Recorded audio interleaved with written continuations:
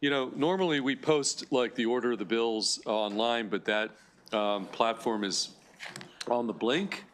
So I'm going to actually read, we do have 17 bills today, and I'm going to read the order, and if you want to make a notation about who you follow, we'll just, and again, subject to change, because you can have a nice list, but then we sometimes have to make some changes. So number one is going to be our Dorchester County Senators. That'll be Senate Bill 964 will be first up.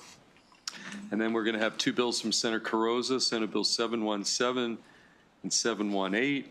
Senator Charles, 832. Senator James in the 5 spot at 546. Senator Guile, Senate Bill 930. Senator Heddleman, number 7 at 944. Our Washington County Senators, Senate Bill 580 will be in the 8th spot. Senator Rosapep, 654-9. Senator Reedy, number 10 with Senate Bill 699. Senator Jackson and Brooks is Senate Bill 805 in the 11th spot. Senators Kagan and Jackson, or Senator Kagan, Senate Bill 775 will be number 12. Senator Kramer, number 13 at Senate Bill 375. Then we have two bills from Senator Mary Washington, Senate Bills 890 and 891. And then the final two bills will be from Senator Lamb, which is Senate Bill 440 and Senate Bill 978. And that's at least at the front end, but subject to modifications along the way. So with that, we're going to start. We've got Senator Moutz in the House. And we are going to start with Senate Bill 964, the Dorchester County Senators, and we do have Jeannie Hadaway-Riccio with him, and we've got Lenny Pfeffer virtually from, is he in the queue? Okay. And then we have one unfavorable witness. So, Senator Moutz, why don't you lead off, take the time you need to present Senate Bill 964. Thank you, Mr. Chairman and colleagues. It's a great honor to present Senate Bill 964. This is a very straightforward proposal. What it does, in essence, is it just authorizes the Department of Environment to promulgate regulations to delegate the authority that's already delegated to counties to for well and on-site sewage disposal systems. This is in the Office of Environmental Health. It's done in other states. Right now it's being proposed from Dorchester County, which is a very special county with enormous challenges in this area. The permitting is a huge volume, but to give everybody an example, the real-time value of this is about 5 years ago in Wacomico County, the entire environmental health office resigned and no permitting was done. And we had to go through this process and bring MES in, and there was a months-long backup. And there was no options. There was nothing. All we could do was ask for money from the governor. And this is a very cost-effective, simple way of addressing the pressures that are on these local health offices. And there's all kinds of checks and balances to make sure there's quality and that the department, MDE, retains the authority to revoke whatever is contracted out. So with that, I'd urge the committee to take your time, consider this, because it's a great option. I hope it'll earn your favorable recommendation and report. Thank you. Okay, thank you. We'll next go to our next witness, the former delegate, former Secretary of DNR, Jeannie Hadaway-Riccio, and everybody else is going to be on a 2-minute clock. Okay, if you can do it in 2 minutes. Thank you, Jeannie. Sorry. So again, 964. Thank you, Mr. Chair, Madam Vice Chair, and members of the committee. I appreciate the opportunity to be here today to testify in support of Senate Bill 964. This legislation, as you've heard, would allow qualified third-party providers to support Dorchester County and the state with a review of important projects, including perk tests, well and on-site sewage disposal related projects. By adding this additional support in a pilot program framework with checks and balances, we can eliminate failing septic systems, we can help people obtain clean water supply, and we can build attainable and middle market housing much more quickly and much more efficiently, which I know are all goals not only of Dorchester County, but of the entire state. And with that, I'm happy to answer any questions and would urge your favorable report. Okay, thank you. How about we take Lenny Pfeffer from Dorchester County Council signed up favorable, and then we'll take questions. Councilmember Pfeffer, why don't you lead off, and well, not lead off, but you got 2 minutes and you're signed up favorable on the bill, okay? Thank you, Chair Feldman. Committee members, I greatly appreciate this time to be in front of you. We are very much looking forward to a pilot program similar to this. One of the main complaints that we have coming into our office are the delays and unfortunately the inaction sometimes by the environmental health department within the county. I know many other counties are struggling with this as well, but in Dorchester County, every dollar counts. Every county has that. But since the year 1901, Dorchester's population has only increased by 16%. So we need to make sure that anybody that wants to live or bring a business to Dorchester County has that opportunity. And we're actually seeing citizens and contractors turning away from our county because of the lengthy delays that they've had to go through with our environmental health office. We've thought this through and discussed this with our the members, the people that work at the Maryland Department of the Environment, and they agree that this could be another tool in the toolbox for Dorchester County. So with that, I just thank you for this time and this opportunity, and I urge a favorable report on this bill. Thank you very much. Okay, thank you. Any questions for the senator or the two witnesses? Okay, seeing none, thank you to everybody. We do have one unfavorable witness. We've got Heather Moritz from the St. Mary's County Health Department. Ms. Moritz, why don't you come up? You're signed up unfavorable, okay? And you'll be on the 2-minute clock as well. Okay, thank you. Does it matter which? No, okay. just. Great, thank you so much. Can I go ahead and start? Yeah. Good to go? Okay, all right. My name is Heather Moritz. I am the current Director of Environmental Health with the St. Mary's County Health Department and also a member of the Maryland Conference of Environmental Health Directors. I completely understand where this is coming from. Health departments have been in dire need for a number of years. We've been stating that for decades, that if something's not done, we're going to be in this situation. But there are still some concerns with privatizing this type of program. I've been with the health department within the well and septic program specifically since 2002, and a lot of the things that I've learned and feel that I've become a subject matter expert on in the field has come from being in the field and the boots on the ground in my community every single day. It's not something that you can learn just by taking a class. It's not something you learn in one day. It's something you learn over time through experience and exposure. So there are concerns of establishing a program where even though it says that it has to be done by a licensed environmental health specialist, just carrying those letters doesn't mean that you have the expertise or the knowledge that's needed to do this program thoroughly. And we don't just need people, we need people that have those skills, that background knowledge, the ability to apply regulations on a regular basis, because what you may fix today could end up being a problem 5-10 years down the road. At that point, it's your constituents that are coming to the health department and saying, why is my septic system failing after 5 years? You've got a massive subdivision where now you have multiple failing septic systems, and that's what we want to avoid. We're also concerned that I understand that, we've got MDE that can do oversight of these programs, but we're kind of limited on even having oversight of our own health departments, let alone a privatization program. So that's another concern there, and then just potential ethical conflict that may happen with that. So, okay, thank you.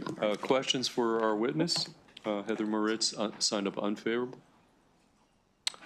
Okay, seeing none, that concludes the bill hearing on Senate Bill 964. We're going to next go to Senator Carrozza, Senate Bill 717, Senator, and you are the only witness on the bill, in person, that is. Good afternoon, Mr. Chair, members of the committee. For the record, Senator Mary Beth Carrozza, representing Somerset County, Worcester, and Wycomico counties. I present to you Senate Bill 717. This is a local legislation that would increase and provide updated salaries of the Somerset County Sheriff, the County Commissioners of Somerset County, the President of the County Commissioners of Somerset County, and members of the County Roads Board of Somerset County to stay competitive with surrounding counties. I will reference that the last time the salaries were increased was under Senate Bill 439 in 2022. In your packet, it will show the comparable salaries and the need for the salary increases. You have a letter of support from Somerset County.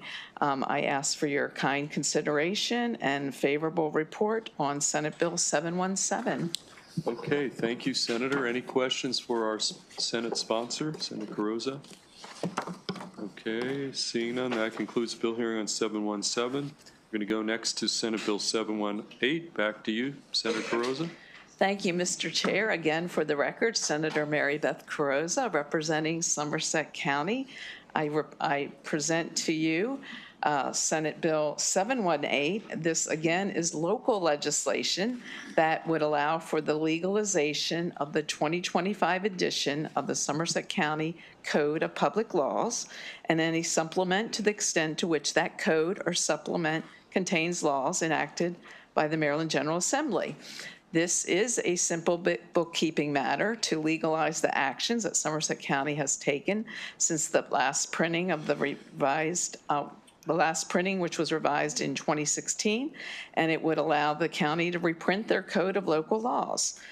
This bill has been requested by the Somerset County Commissioners, and there's a letter of support from the Somerset County Commissioners. I respectfully ask for your kind consideration and a favorable and swift report of Senate Bill 718. Thank you. Okay, thank you, Senator Carrozza. Any questions for the sponsor, Senator Carrozza? Okay, seeing none, that concludes bill hearing on Senate Bill 718. Let's next go to Senator Charles, I see in the front row, Senate Bill 832. And again, you are the lone witness on the bill in person. So Senator, Senate Bill 832, take your time and present the bill. Thank you, Mr. Chair, and Vice Chair Kagan and honorable members of the EEE Committee. For the record, I'm Senator Nick Charles, testifying in support of Senate Bill 832. A bill which I believe strengthens local governance and makes it so that municipalities in Prince George's County have greater oversight to their zoning decisions that directly impact their communities. This is a bill that we have been workshopping and talking through our delegation, and we have yet to come to a resolution on this bill as of yet, but it is a very important bill because of a lot of issues that impact our communities when it comes to a lot of the tobacco stores or unwanted stores that come into our neighborhoods, and the municipalities have no say-so. I ask that you guys give us a favorable report on this bill after the delegation is able to work through it. Thank you, sir. Okay, thank you. Any questions for Senator Charles? Okay, seeing none, that concludes bill hearing on Senate Bill 832. I see Senator Gile in the House. So, Senator Gile, we're going to take Senate Bill 930 next, and I've got 4 panelists signed up. Karen Henry, Ms. Henry, Goosey McGuire, Matthew Fleming, and Michael Sanderson from MACO. So, is Mr. Sanderson here? Okay, Michael, I see you.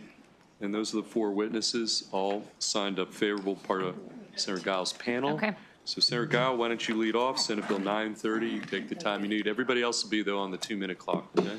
All right, thank you.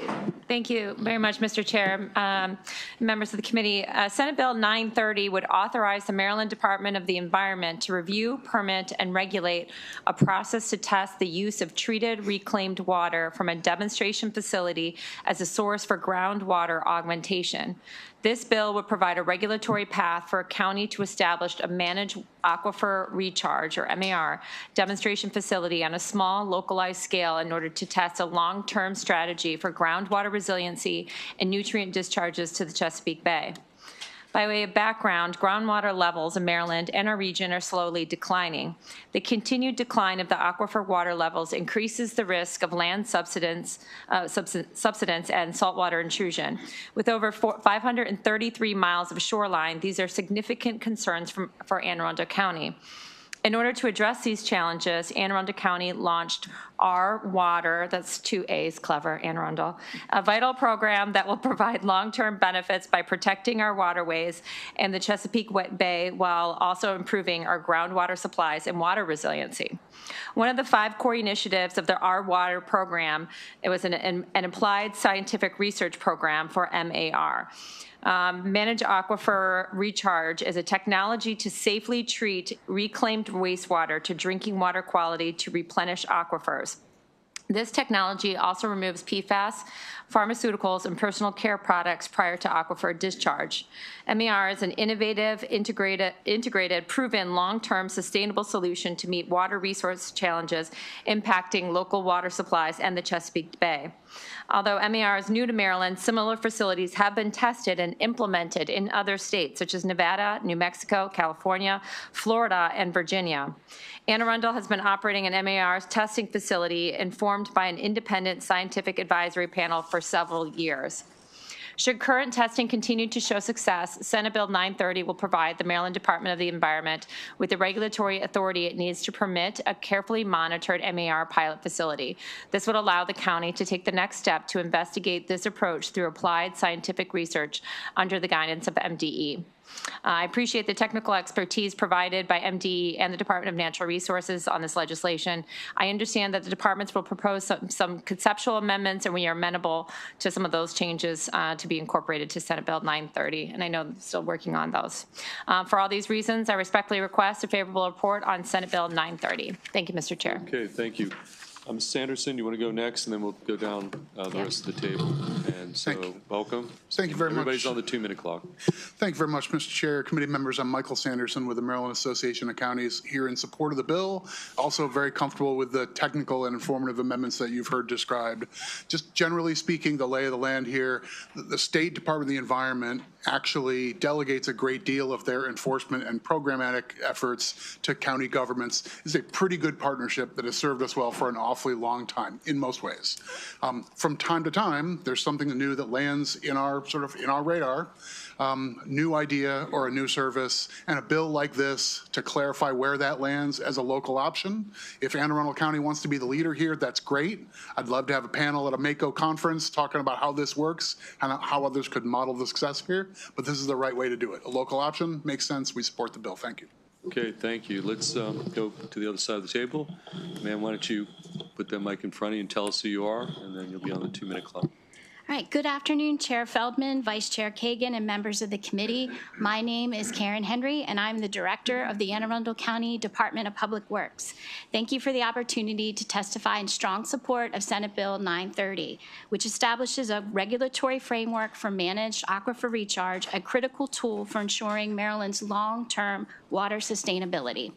Maryland depends heavily on its groundwater resources. In Anne Arundel County alone, 100% of our drinking water comes from groundwater aquifers, which are under increasing stress due to population growth, land development, and climate change. Simply put, we are withdrawing more water than we are naturally replenishing.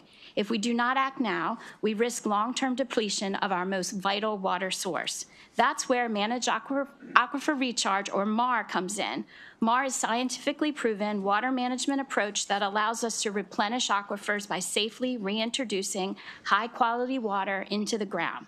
This can be accomplished via various methods, including infiltration basins or injection wells, all of which are carefully monitored to safeguard water quality and protect the environment.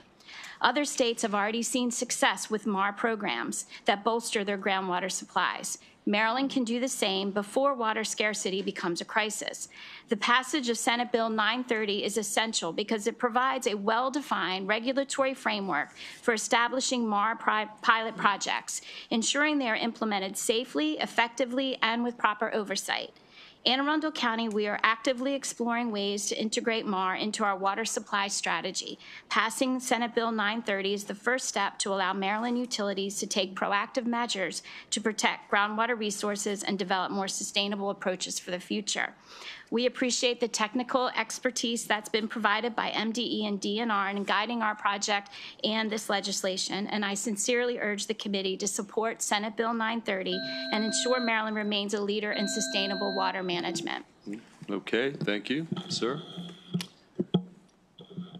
Thank you, Mr. Chairman, Vice Chairman Kagan, and members of this committee. I wanted to thank you again for this opportunity to speak in favor of Senate Bill 930. My name is Matt Fleming. I'm the Director of the Resilience Authority of Annapolis and Anne Arundel County.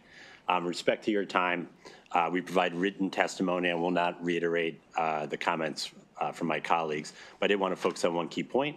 It is true that our region is not facing a groundwater crisis today. However, this vital resource is under increased stress due to population growth, urban development, new pressures such as large data centers in our region, and the growing impacts of climate change. Other states such as California, Florida, and Virginia, as mentioned earlier, have implemented similar programs to enhance groundwater supplies and combat issues like saltwater intrusion. However, in some of these cases, these programs were developed to respond to a specific emergency. What the MIR pilot does in Senate Bill 930, it presents an opportunity for the state to adopt a proactive, collaborative approach to exploring these technologies before water scarcity becomes a crisis. The passage of this bill would empower the state to oversee and regulate the MAR pilot, ensuring that they are implemented safely and effectively by collecting data, validating the pilot's effectiveness. Together, the state and the county can develop informed regulations and guidelines to support sustainable groundwater management. For these reasons, we respectfully request a favorable report on Senate Bill 930. Okay, thank you. We'll go to our final witness, then we'll take questions. Good afternoon, Chair Feldman, Vice Chair Kagan, and members of the committee. My name is Gussie McGuire. I'm a staff scientist at the Chesapeake Bay Foundation, testifying in support of Senate Bill 930. I've been able to tour the existing desktop study in place at the Patuxent Water Reclamation Facility, and I've seen the data on the level of treatment that the technology that they're using there is able to achieve. I think very notably it is not only removing high levels of nitrogen, phosphorus, and other contaminants we're familiar with, but as some of the other witnesses have mentioned, it also removes per and polyfluoroalkyl substances, also known as PFAS chemicals, and pharmaceuticals. And in addition to the various benefits that have already been enumerated, including coastal resiliency, that high level of treatment for managed aquifer recharge is something that we should be encouraging throughout the state. We have a variety of fun and exciting new pollutants entering our waterways, and investing in the kind of technology that's being used for managed aquifer recharge is a really good move by the state. In sum, I respectfully request a favorable report on Senate Bill 930. Okay, thank you to everybody. We'll take questions starting with Senator Augustine, then we'll go to Senator Washington. Thank you, Mr. Chair. We had a wastewater bill in Westminster, which I supported. It makes sense. It's in a controlled environment in a reservoir. This is different if you're putting sewage into our aquifer when we don't have a problem right now. So can you all help me understand why we would do that? I'm going to defer to the scientists here to give a good explanation. So first of all, we're not putting sewage in there. It is treated to drinking water standards and beyond, actually. What if it fails, though? Like what I'm saying, my concern is that if you have a failure in what you're doing, your raw material is sewage. So the water is tested frequently, so it would not be injected. There's a process for actual injection, and the injection would not occur if there was any factors of the testing that would indicate that there was an issue with what was being treated. So there's a lot of safeguards in place. That's all part of the project. And what we're asking for through this legislation is to do the actual injection, which we haven't gotten to that point yet because MDE needs the permit, the power in which to permit that. Okay, Mr. Chair, I just want to articulate that to me it is different because if it gets into the aquifer is different than a reservoir. It's different. Yeah, We're not as in much of control, obviously, control where it goes, and it's just a very important natural structure that we have. But my question is, you're talking about the issue is around the recharging of the aquifer. What efforts have you all done as it relates to water conservation that might yield real results as well on helping us to maintain our water, our aquifer? So the question is, what have we done regarding water conservation? Yeah, I mean, So like, have you done the water conservation versus something that is not sort of as, I mean, it's still being tested, like it's being tested and things like that versus more water conservation? Yeah, so water conservation begins with the actual users. So that's our residents and our businesses which partake. So we do a lot of outreach and education. We have information in their bills. We're actually implementing a program called AMI, Advanced Meter Infrastructure. That's going to allow leaks to be detected by the residents and businesses themselves a lot earlier than they are now. So we're implementing a lot of those kinds of steps in our general utility to address conservation. Do you think there's still room that you could do more in that area? I think you can always do more on anything. I mean, I think that's kind of, doesn't matter what we're talking about, That's but fair. certainly, yes. Thank you so much. Thank you. Okay, Senator Washington. Just a follow-up to, because I want to better understand the concern that the senator has raised, and then I have a question. Thank you so much, Delegate, for the bill. Senator. Senator. She's in the Senate. You're never a delegate. You just feel like, I felt like going, What? Excuse me, You what? might want to stop. I think I'm going to stop. All right, that's all right, I'll remember that. Well, you're gonna like my questions. Don't worry about time. Refocus it. All right. So you all are is this considered like a coastal? Think about the direction of groundwater and the relationship between the aquifers and groundwater. Are they the same? Are they different? Is there less likelihood for groundwater contamination in some areas than others? Just so that, because I think that's the concern, is like, where could it spread? So. Okay, so the process for this actual injection, I think if I'm not answering your question, just let me know. But I think what you're asking is, so if we are injecting into the groundwater, which would be in an aquifer, how are we doing that? So basically, it creates basically a bubble that protects that whatever's being injected. And so it isn't really mixing, like as soon as you inject it into the aquifer, it's not mixing with the water there. It's creating a bubble, and then that can be withdrawn, which is another safeguard which you'd mentioned that earlier with the other senator's question.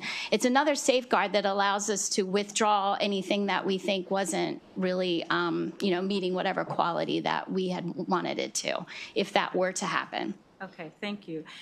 So I'm looking at the department's suggested amendments, and given that, I'm noticing that their amendments to the bill, Senator Giles, is that everywhere when they create the permit, they are deleting from the proposed bill any testing.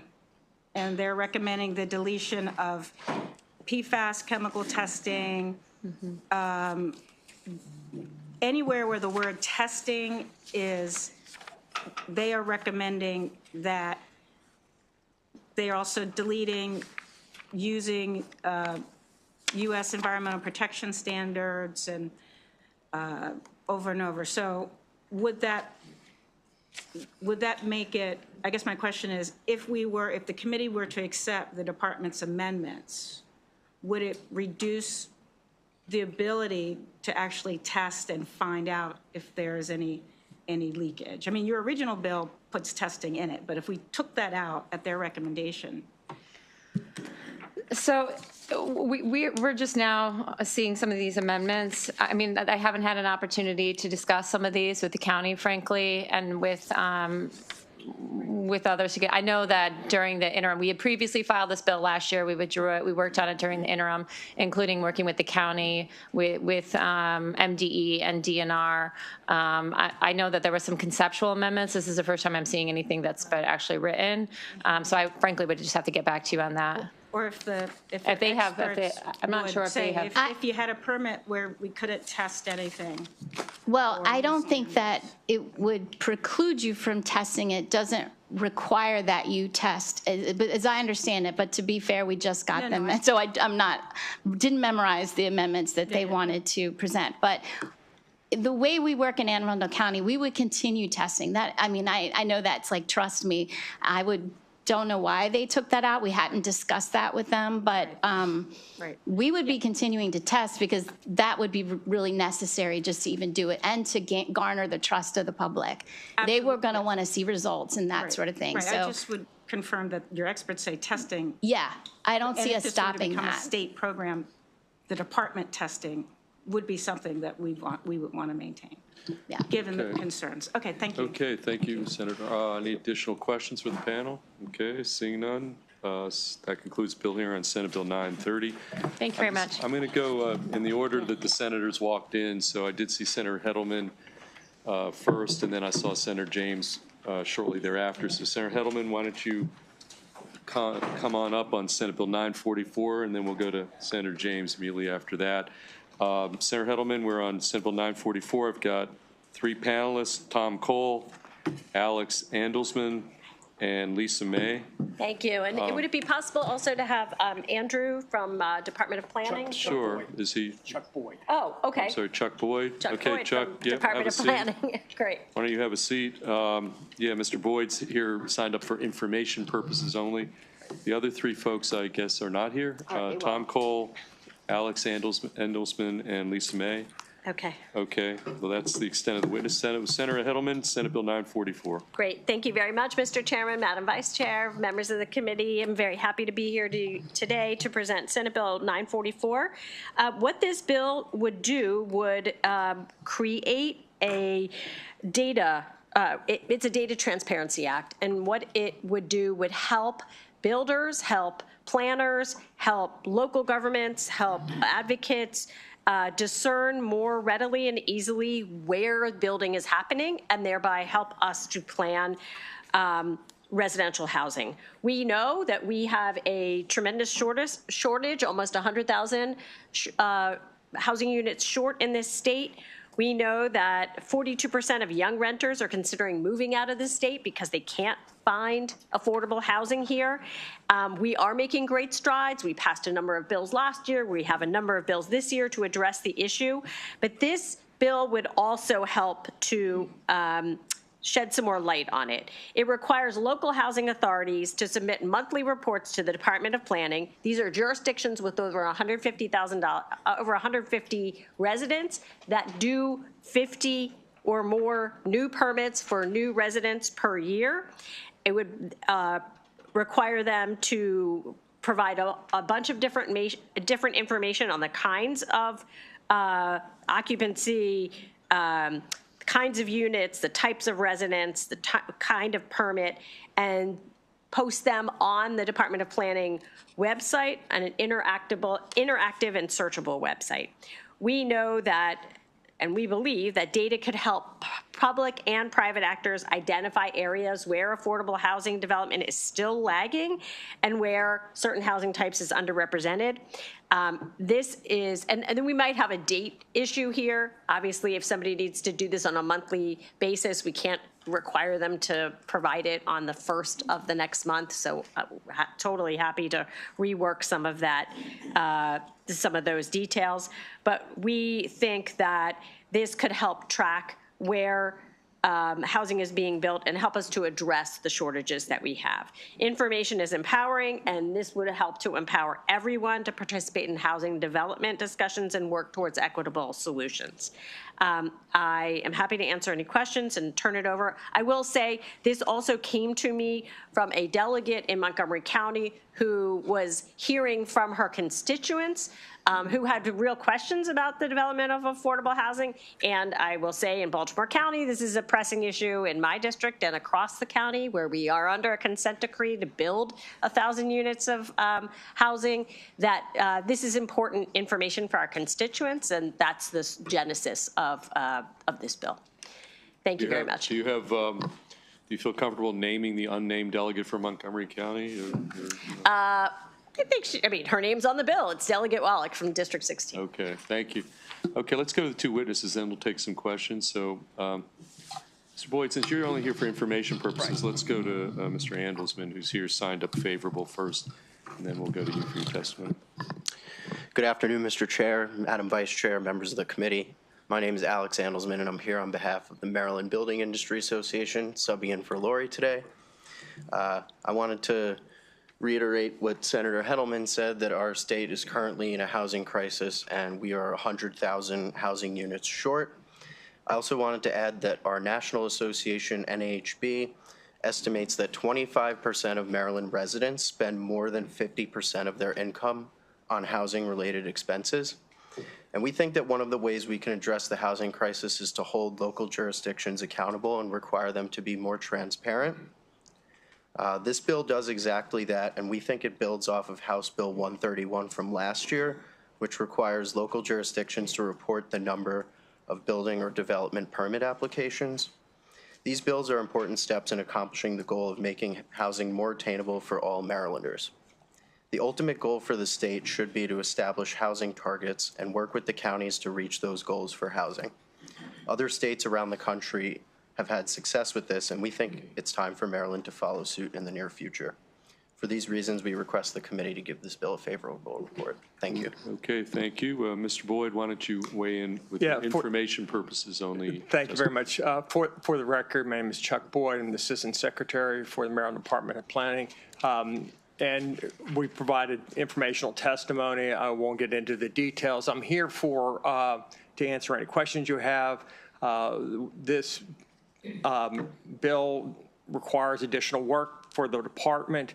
We have currently have a pilot program that, quite frankly, it's myself and one other person in the office that have doing it when we have time. But doing this as a full-time requirement will necessitate a minimum one additional staff member. So that's why we are unable to support.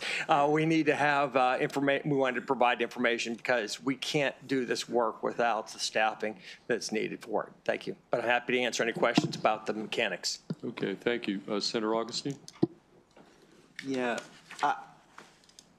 Senator, I'm not understanding what the bill helps to do. I'm just trying to understand what it's helping to do. I think it helps to provide to builders and to constituents to be able to go online to check where the permits, where are things being planned, where are residential units being planned in a way that they can't do now and is not readily accessible to them now. And so there's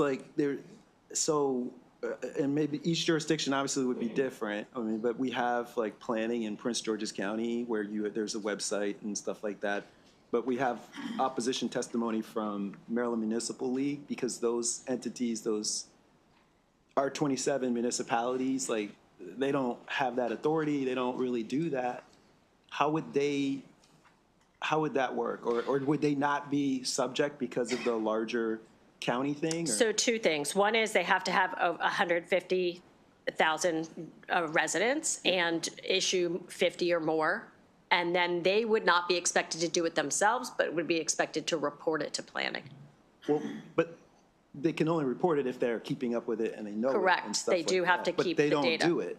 They don't do it. I mean, it's done by the countywide, but we can talk about it. I'm still trying to understand like how that's helpful to the builders though. So I think that they could, I don't have a problem, and I can't imagine that there would be a problem with them reporting it to the county and the county reporting it to planning, so that they wouldn't do it directly. But if they meet those first two bars, then the county could do it on their behalf. Okay. But if you, I mean, we have the builders here. Yeah. So How is that helpful? It just lets us Why know. don't you put put the mic closer to you? Yeah. I guess I could bring the question to Lori and she could give you a more comprehensive answer, but we just want to know where the development is happening and where, we should be building more, basically. Okay, thank you. Okay, any additional questions for the panel or Senator Heddleman? Seeing none, that concludes bill hearing on Senate Bill 944. And we're going to go next to Senator James on Senate Bill 546. And Senator, I've got Justin Fiore from MML here. And then we do have one unfavorable witness from MACO. So MACO and MML are not aligned on this bill, apparently. Yes. Okay, Senator, we're on Senate Bill 546, and the floor is yours, and then we'll go to Mr. Fiore from MML next. Okay? Thank you, Mr. Chairman and Vice Chairman, and ladies and gentlemen of the committee. I'm not sure I've been in this committee since I was elected, so it's delightful. And as I noticed in finance, your room is so much brighter than JPR, so I don't know what's going on, but it seems nice and sunny, and we seem to be in a dungeon. For the record, Senator Mary Delaney James, representing Harford County. I'm here to present Senate Bill 546.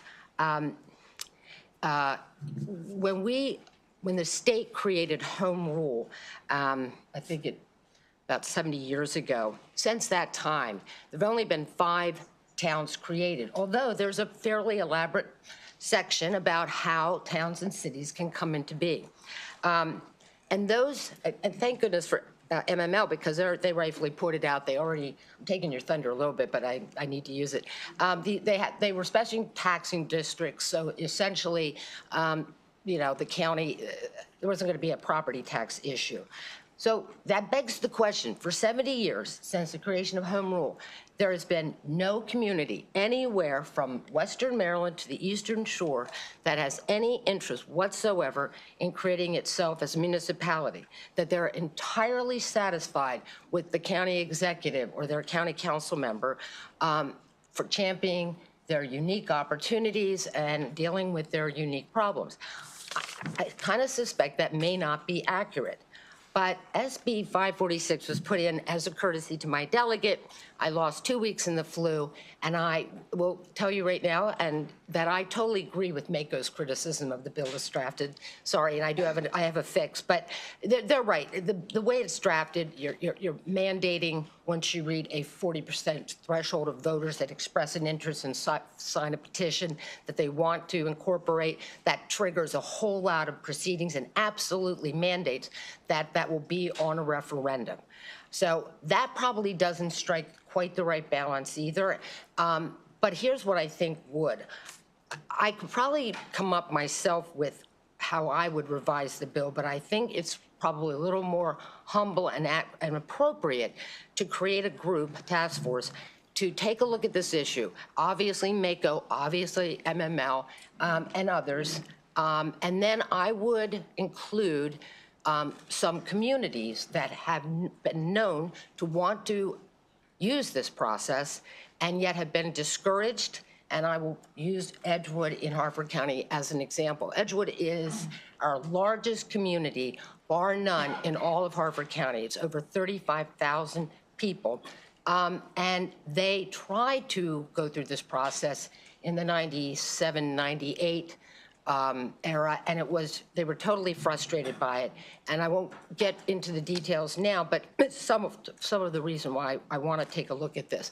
I think that if home rule had gone into and decided that this was important to include, and they did, there's some legislative history, and yet no community has availed themselves of it, then I think there is an out of balance way this bill the law is currently drafted, and I think there's a better balance and that we ought to take a look at it. And we may come up that the response is no. Other than Edgewood, in my county, there's nobody else in the state that's interested. But even then, if my community is interested in it, then I'd like to hear from them and let them weigh in to state, maybe 1 or 2 communities, including Edgewood, that can weigh in and explain what the current process is, why there are obstacles, and a better balance going forward. And with that, I'll stop talking, and thank you for listening. Okay, Senator.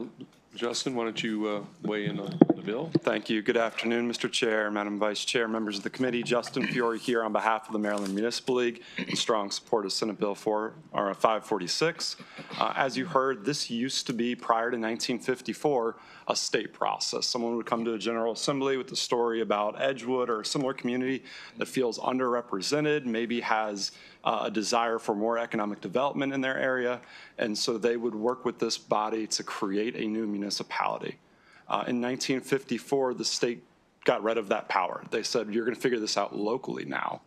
And as such, we have not seen a new municipal incorporation in 70 years, 71 years. There was a mention of 5 special taxing districts. That's because, well, we can get to that in a little bit, but that has to do with income tax. Now, I want to say municipalities don't just provide value at the local level, which they do through their services, through their representation, but also at the state level. Municipalities' populations growing at 4 times the rate of non-incorporated spaces. Municipal property values increase 12 to 13% on average over time because of what they cultivate within that incorporation, and 33% of all sales tax in the state are collected in municipalities. 5% of the land mass, or a third of the state sales happen in municipalities. So, you know, these are really those engines of economy. But right now, the broken system means we can't create any more of these. So we're looking for some sort of a better balance to the end here, which is, you know, under the bill right now, or under the current law, there's effectively a veto. It doesn't matter how many people in the new community want to be a part of the municipality or incorporate. The county commissioners can, or county council can choose not to send it to referendum. And there's just no way to move beyond that point. Once they decide no, it's no. And so we're looking for some help here. We go to the proud senator from Rockville-Gaithersburg, the vice chair of the committee, for questions. Thank you, Mr. Chair. You took part of my thunder. So I'm a big fan of municipalities. Gaithersburg and Rockville do great work. At the same time, Montgomery County is our parent entity here. I have 2 questions. One is the last paragraph, just in their very long testimony. MACO says SB 546 reverses a set of laws designed to ensure broad public consideration of proposed municipal incorporations and sets aside the meaningful impacts upon the residents of the area surrounding the would-be town. So that encapsulates sort of some of their concerns. So number 1, could you speak to why you think they're wrong, and so when we hear them, we'll have that knowledge. And second, have you guys, you know, normally you come together. Have you had meetings? Do you think there's a common ground? Is there an amendment that you think could make both of you all happy? Thank you for the question, Senator, Madam Vice Chair. MACO has a very valid point in that what happens within a municipality can impact what happens outside the borders of the municipality, whether that's school density considerations, water considerations, et cetera. I will say, as part of the incorporation process, that is all planned out. So, you know, municipalities, as they're incorporating and working with the county and the organizing committee, they're trying to understand those impacts, how to cover what services they're going to offer, how to cover the costs of those services. And most of those do that via the use of the income tax portion that they receive, but also by adding an additional property tax, because usually the income tax revenue they will receive is not enough alone to provide all the services that are required. There's actually only one municipality in the entire state that doesn't have an extra additional property tax because the income tax alone just doesn't make it full. So we understand and are happy to try to work around the edges on some of those concerns. But in regards to why haven't we sat down and done this? Well, one side already has everything they want. So that's we're not moving forward without probably your help. And if I could just add it very quickly. I don't understand the last sentence, this bill as drafted or how it might be amended isn't reversing anything. But what it really wants to do is is fixed 4-207. And if you read it, the county does have to give written reasons why they reject the attempt to incorporate without any guidance whatsoever. They could, I mean, for any reason, for inane reasons, for legitimate, who knows, and there's no requirement for detail. Then it is up to the county to devise a process, a reasonable process to have that re-reviewed, again, without standards. I don't think anybody in this room or anybody in the General Assembly would accept this as the way to govern and deal with a complex issue in any context. So I don't think this particular language ought to stay. I think it's not well drafted and ought to be improved no matter what else you all do. It's your bill, and I'll offer some additional support, and I hope to work with both MML and MACO after the hearing to maybe come up with some agreed language, but I certainly have some myself. I just won't go into it because I think it's easier to give it to you in writing and then talk about it. Okay, and by the way, the vice chair asked the question, it was called to JPR. It wasn't like she wasn't interested in your answer. She had to be bill hearing. Senator Washington? Thank you, Senator, and actually thank you for the bill, not as drafted, but as you described the concern. And I have a bill on the ADUs, and it is interesting. 1954 was a very interesting year.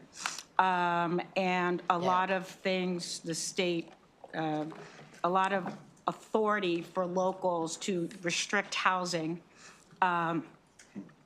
was conveyed to locals. And so we definitely, it's a value to explore these specific types of things. I know there was a lot of value in that for the ADUs, so I guess, isn't that so? Sorry, I just wanted to say there's some parallels, and I would love to work with you on that. I think with or without the deep and important history of our country and race relations and relations with women and so on, even without that, this is not the way I think any serious issue ought to be dealt with. Having said that, I can tell you that Edgewood has a very substantial African-American population. And they are frustrated that they don't have the same kind of support that Havre de Grace, which is thriving, Aberdeen, which is thriving, Bel Air, which is thriving, have. And they are larger than all three of them.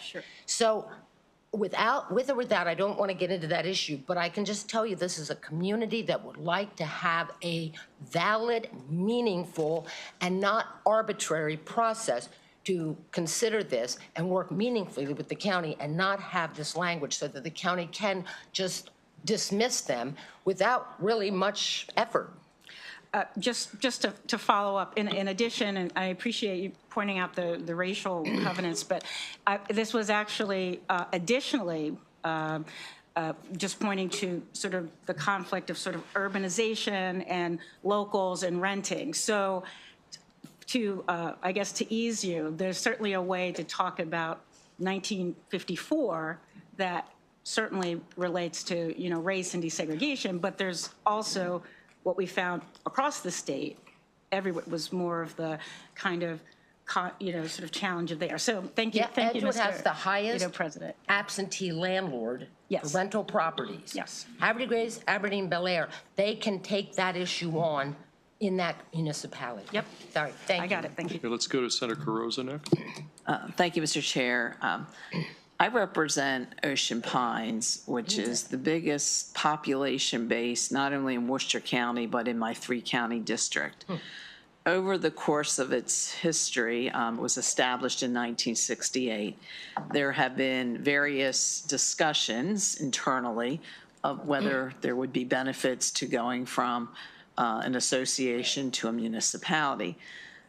I am not advocating one way or the other, so let me make that clear. What I'm trying to understand with this bill, what would the process look like under this proposed legislation?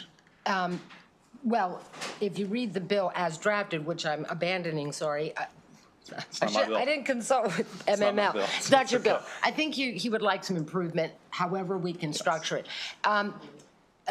It really, just in a nutshell, if you get 40% of the registered voters that are verified, then that mandates that the issue of the incorporation will go to referendum, right? So 40% of the registered- residents of the county? No. The community. 40% of the. If you read the whole bill, there is a process. You have to define there's a committee that's created, an existing law. They have to create the geographic boundaries for what would be the municipality, then get those signatures. Right now, it's 25% or 20% plus a certain value of owners of real estate. That's how it currently is, 20 or 25%, and the county can, for no reason, no substantial reason that we can identify, can reject that, and it never goes to referendum, never. And there's really no meaningful appeal. The bill is drafted, changes it and says, hey, if you get up to that 40% threshold, it will have to go to referendum. I think that is a bridge too far. I agree with Mako. But the process as it exists is too arbitrary, capricious, and undefined. So to me, the bill ought to either create a work group to see what could improve it, or I think at least definitions, language, standards, and opportunities for appeal, and more onus on the county to come forward with their opposition and more options for the community to appeal that decision. But I'm getting ahead of myself because I don't have any amendments before you, so I didn't want to start discussing. Okay, so, and I'm going to ask this for Justin, because I want to make sure I'm understanding it. So the intention of the bill is that under current law, there have been no new municipalities when the law was changed back in 54. In 54.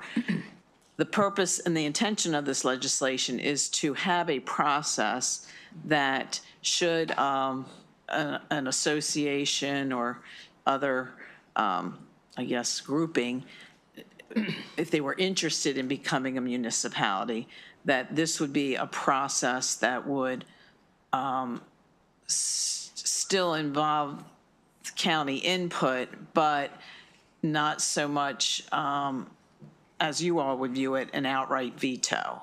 Am I interpreting this correctly? Yes, correct. What the bill really tries to do is say, at a certain point, enough of the community wants this that it's unignorable, and you have to put it to a vote. You have to put it on, okay. Right. That's all it says. Yes. It doesn't say what the outcome is supposed to be. The county input is still there and working with the group and explaining to the community the benefits and potential drawbacks. It just says it has to go to a vote if an unignorable mass of the population wants to. So, and I know there's, you've talked about multiple amendments, but however you work through these amendments, that would be the end goal, is to basically go from a situation where you have not had any new municipalities since 1954 to at least have a process that would allow for municipalities. Is that correct? From our perspective, that is correct. Yes. Okay. Thank you. Okay, any additional questions? Okay, seeing none, we'll take our one unfavorable witness from Mako, Mrs. Anderson. That's a different view. So, Mrs. Anderson, you've got 2 minutes to present your unfavorable testimony on this piece of legislation. Thank you, Mr. Chair, committee members. I'm Michael Sanderson with the Maryland Association of Counties. First, let me reflect on the comments you heard from the sponsor and the conversation with the committee so far. We've had a House hearing on this for a few years running. It's the first time your committee has heard the bill, but this has been a thoughtful exchange. It's relatively unusual that Mako and MML are not at the table together on issue. We like to be together. This is one that divides us a bit, but maybe not as far as you would think with the philosophical conversation you just heard from the sponsor. I want to add something to the debate, and I want to say a couple things that are maybe not obvious, but still important. We've heard some allusions to land use and so forth. That's part of this, but that's not all of this. There are some things that happen if a part of Maryland draws a circle around itself and becomes a municipality that happen automatically that are not in the text of this bill but are elsewhere in current law. But you need to know about that because that could be the downside, like the unintended consequence of saying anybody who draws that circle gets to decide for themselves. And the original version of this bill just says that. That vote is not among the county or among the nearby people. It's just the people inside the cell. highway user revenues by the formula under state. We value municipal roads a great deal more than we do county roads. So there's a perverse incentive to let's just incorporate and grab a whole bunch more money, take it away from Gaithersburg or other parts of the state, right? I mean, there are stakeholders outside the town. Same thing at the county level, but with the county income tax. By virtue of incorporation, the new municipality gets to keep a chunk of the county's income tax. I live in Severna Park. It's an unincorporated part of Anne Arundel County. We just got a new high school. Severna Park would love to become a municipality, keep all those high income earners' money, and not have to support the next project the county needs. That's the downside of wide open incorporation. Okay, questions for Mr. Sanderson? Senator Carrozza. Thank you. So with that background, additional information to take into account, and the exchange that you just heard of the current status quo of no new municipality since 1954, and an effort or an intention with the bill to come up with some process that would just, allow for that with the appropriate county role, where do you see that moving forward? So a couple things that are not present in the bill but got at least alluded to in your debate and discussion so far there are some measures to allow areas within a county to increase their level of benefits or district services, add new taxes or whatnot. We have new special taxing districts that have become members of the municipal league. You can put a sign outside of town and say, welcome to our town, even if you're not a fully incorporated town with all those extra things. We have a community benefits district process that can also say, we want to have trash picked up more frequently, or we want to have more public safety in this downtown area for some reason. You can do those things without necessarily becoming a full-fledged incorporated municipality. There was an earlier allusion, it's about the income tax. Some of it is. So there are some halfway measures. I also will confess the notion of a jurisdiction just never bringing up the vote and never talking about the subject doesn't sit right with me either. So, some process for how this needs to go, and there needs to be full open consideration of a proposal, I think could make sense. But the bill that's before you says nobody gets to say other than the people who drew the circle, and I think that's too far. Thank you. Okay, additional questions? Vice Chair Kagan? Thank you, Mr. Chair. This is an important bill, and I thank Senator Delaney James. I am so sorry that I asked my question. I had to dash to judicial proceedings to represent this committee. So I'm going to find out how Mr. Fiore answered the question, but I wonder if you would answer the question, Mr. Sanderson. Is there the possibility of common ground? Have you guys talked about an amendment that makes everybody happy? And if you've already answered this, I apologize, and we can talk offline. I'll just add one particular element. Following a sort of similar conversation in the House last year, we made this a centerpiece session at our summer conference last year. We brought in the House sponsor of this bill. We brought in a couple of county officials who had previously served in municipal government and the president of the Municipal League to try and talk about this is an important partnership for those of your counties who have municipal governments or areas that might want to become one. Like that needs to be working together. And like that's one of the things that we can do as an association. We can't go put our thumb on this jurisdiction and tell them go pass this bill, but we can try and share best practices, and like everybody should have their eyes open. I think that's the kind of thing that we can do. We'll talk with anyone about a bill or about an amendment or how this could look in a fashion that wouldn't have us on opposite sides. I'm certainly open to that. Okay. All right. Well, Okay. we need some Henrietta Kissinger here action. Okay. Thank you, Mr. Chair. Okay, Senator Carrozza? I'll be very brief. Could you or the bill sponsor and MML and MACO, can you provide a list of, I think you described, benefits or actions that can be taken without becoming a full-fledged municipality? I think that just would be helpful for all of us to understand. Right. Sure. Thank you. Okay, any additional questions? Seeing none, that concludes the bill hearing on Senate Bill 546. We're going to next go to Senator Jackson. Why don't you come up here, and then we'll take Senator Quarterman after that. Senator Jackson, Senate Bill 805. Got three panelists: Juan Carter, Witten, Johnson, and Cindy Smalls. And then we have one unfavorable witness after that. So we're going to start with you, Senator Jackson, on Senate Bill 805, and then we'll go to 3 witnesses who will be on the time clock.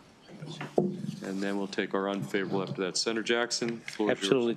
Thank you, Mr. Chairman, Madam Vice Chair, members of the EEE Committee.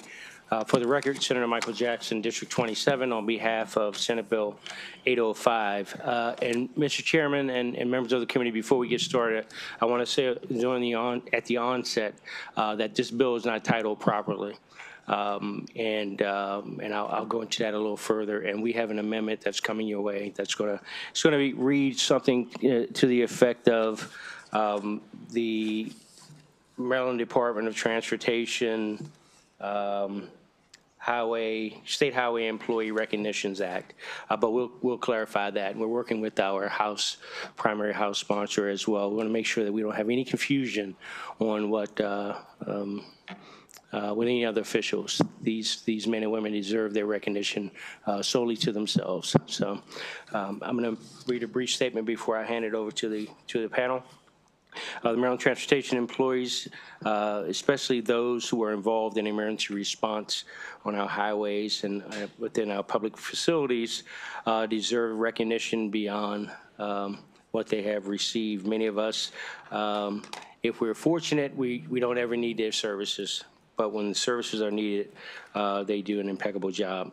The purpose of this legislation is to recognize the invaluable contributions of these employees, particularly those who, in protecting public safety on our highways and maintaining the state's infrastructure during emergencies.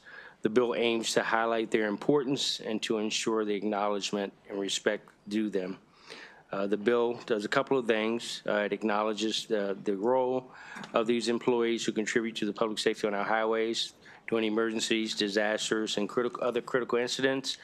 It establishes formal recognition for Maryland Department of Transportation employees who respond to these emergencies, and it reinforces the broader context of what they do in their line of work and recognize them. With that, I will ask for a favorable report. Again, understanding the process, the bill is in the hands of the committee, and I ask that we work to rename the bill properly, but that we all understand the importance and how, in some circumstances, how dangerous it could be, the job that they perform. So, thank you. Okay, thank you, Senator Jackson. Who would you like to go next? Your call. Sorry. Okay. Good afternoon. My name is Witten Johnson. I work for the Maryland Department of Transportation. I'm also the president of ASME Local 631. Today, I'm strongly urging support for SB 805. This bill serves to recognize and show respect for the contributions of MDOT employees, particularly those who work on the front lines on state highways, ensuring public safety and maintaining state infrastructures, especially during emergencies. MDOT employees include diverse job classifications, which critical response include emergency response techs who provide immediate assistance with traffic control, detours, clears, debris, and hazardous materials, and coordinate with law enforcement and fire departments. And then we have vehicle service recovery technicians who provide roadside assistance and making sure the MDOT fleet and equipment are in good working conditions. I am a facility maintenance tech, and I know that sound like we work on buildings, but all of our work is in the highways. What we do is such as remove snow, maintain roadways, clear debris from the road, repair and replace signage that might obstruct driver view. We do potholes, we do a whole lot of other things, so to help citizens be able to reach their destination safely. I'm sorry, but every day my co-workers and I work in front lines, respond to accidents, hazards, road work, and weather-related events. Other times we are first to arrive at the scene and accidents and having to redirect traffic and cutting traffic off and covering up deceased bodies that's killed in the fatal accident until the police arrive. And I thank you for the time and ask committee to favorably report SB 805. Thank you, sir. Let's go to right there. Okay. Good afternoon. My name is Warren Carter. I work for the Maryland Department of Transportation as a facility maintenance technician. And I'm the vice president of ASHME Local 1803. As FMT working on in snow removal, I've seen firsthand the importance of work that we do in keeping our communities safe during winter storms. Every time a storm hits, we don't just go to work. We prepare ourselves mentally and physically to face extreme conditions, whether it be freezing temperatures, icy roads. Snow removal workers like myself put our lives on the line to ensure that others can get where they need to go safely. Snow removal isn't just about clearing roads, it's about protecting lives. We work around the clock and under dangerous circumstances and conditions to keep essential services running and communities' work moving. It can be an exhausting event and also dangerous, and it's a sacrifice that too many take for granted, but we show up because we know it's necessary. This bill recognizes the hard work and risks that employees in our sector face and ensures that workers like myself are given the support we deserve. SB 805 is also about showing respect for the labor we do, the labor we put in, the lives we risk, the lives we save, and the service we provide to the public. We are 100% committed to the work we do, but we also deserve the proper recognition for the vital work we do safely and effectively. We ask that the committee for support for SB 805 and ensure that MDOT workers on the front lines like myself and others get the recognition we deserve. I thank this committee for your time. Okay, thank you. Let's go to our final witness on this panel, Cindy Smalls. Yes, thank you, Mr. Chair. Madam Vice Chair Cindy Smalls with ASME. I submitted written testimony. I just want to say me too, and I'm here to answer any questions the committee may have. Thank you. Okay, thank you. Questions for Senator Jackson or the three panelists? Okay, seeing none, thank you all for your testimony. We're Thank you all very much. We have one unfavorable testimony, Joel McCrae from the Maryland State Firefighters Association. Sir, why don't you come up to the table? You'll be on the 2-minute clock, and you're signed up unfavorable on Senate Bill 805.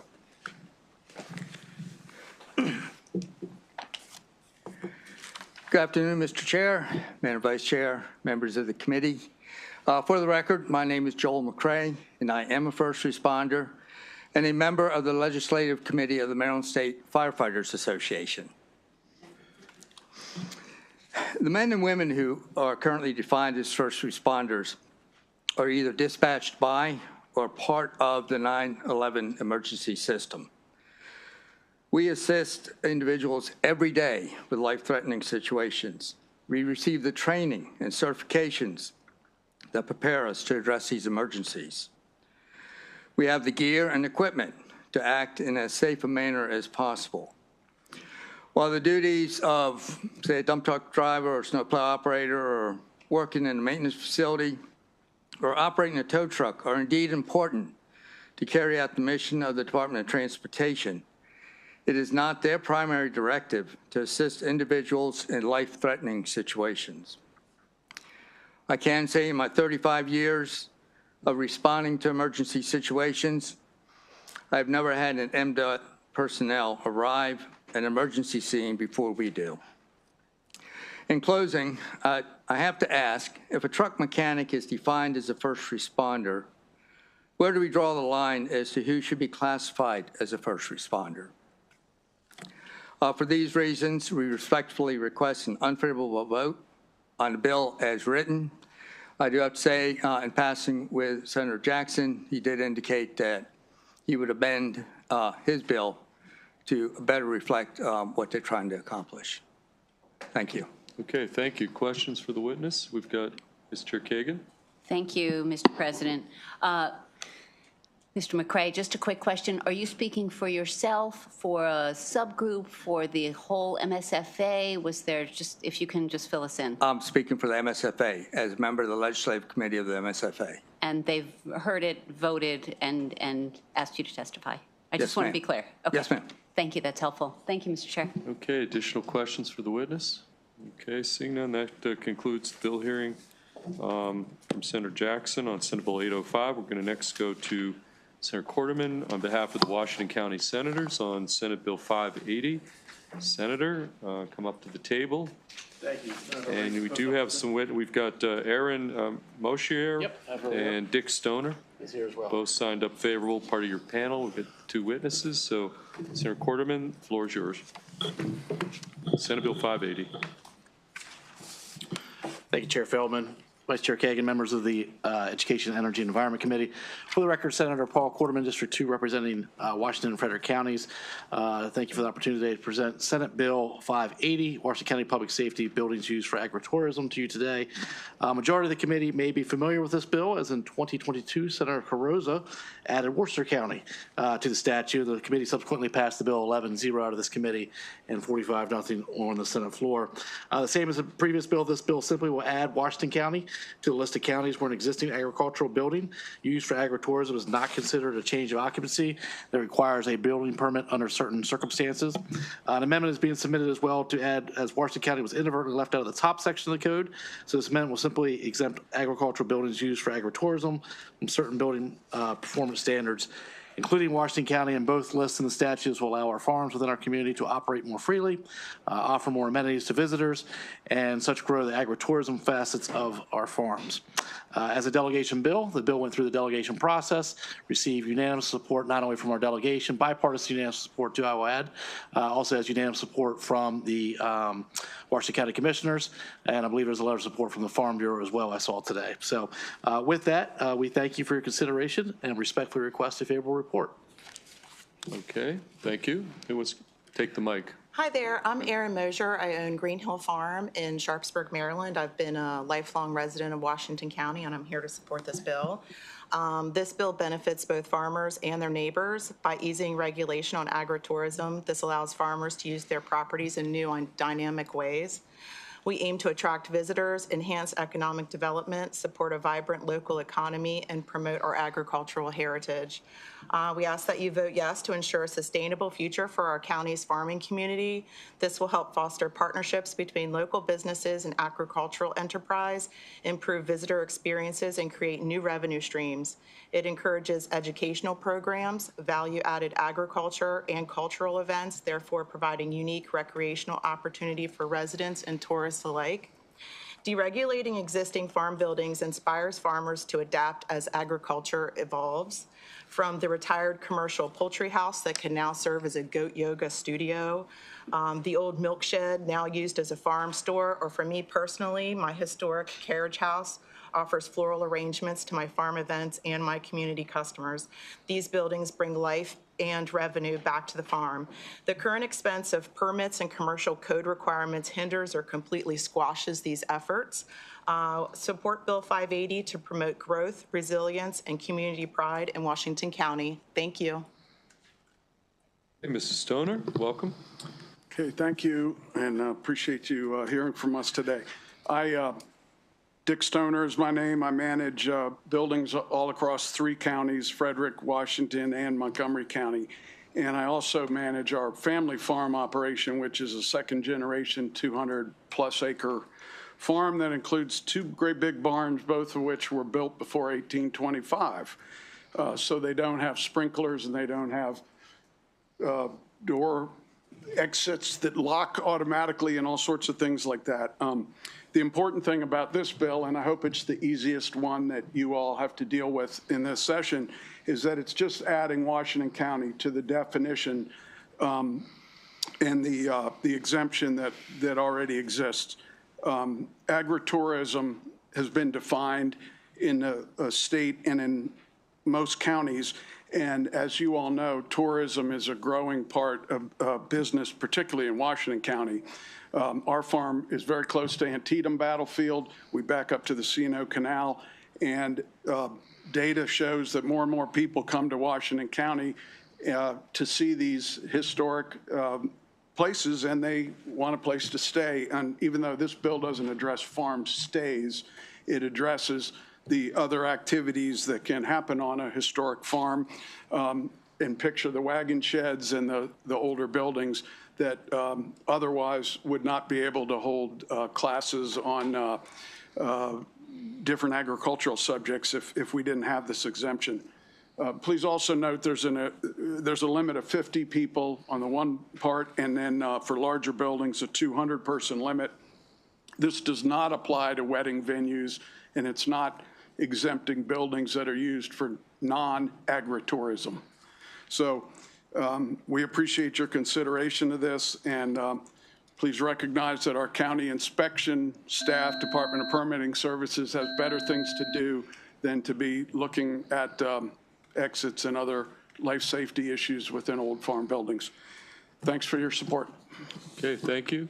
Any questions on this piece of legislation from our Washington County senators? Seeing none, that concludes the bill hearing on Senate Bill 580. We're next going to go to Senator Kagan on Senate Bill 775.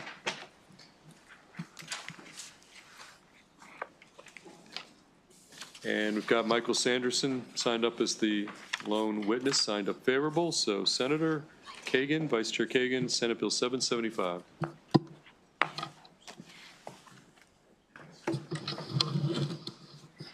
Thank you very much, Mr. Chair. Trying to keep things abbreviated when they don't seem that complicated. For the record, I'm Cheryl Kagan, very proud to be the senator for Gaithersburg and Rockville.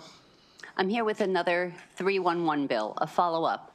Last year, we unanimously passed a study asking DO-IT, the Department of Information Technology, to do some work on the question of using artificial intelligence to create a statewide 311 system. Now, for those who may be watching at home, 311 is a non-emergency information resource. It's in 6 counties now. Baltimore City was the very first in the country. Baltimore County, Anne Arundel County, Montgomery County, Prince George's County, and St. Mary's. And they are different and they're awesome. And so for non-emergency questions like where can I get a flu shot, or where can I register to vote, or what day does my recycling get picked up, a lot of folks have trouble navigating government websites, or maybe they don't have access to a computer, and so they sometimes, or too often, call 911. Our 911 emergency centers are understaffed, overworked, and in some places we're talking about well over 50% of the calls being non-emergency. Now, earlier we passed a bill to make it easier to transfer from 911 to 988 for suicide and crisis needs. And so that's one part of the burden on our 911 center, and we can give them better, quicker help. But the other part really is 311 for just government information, excellent customer service. I have to commend the folks that do it.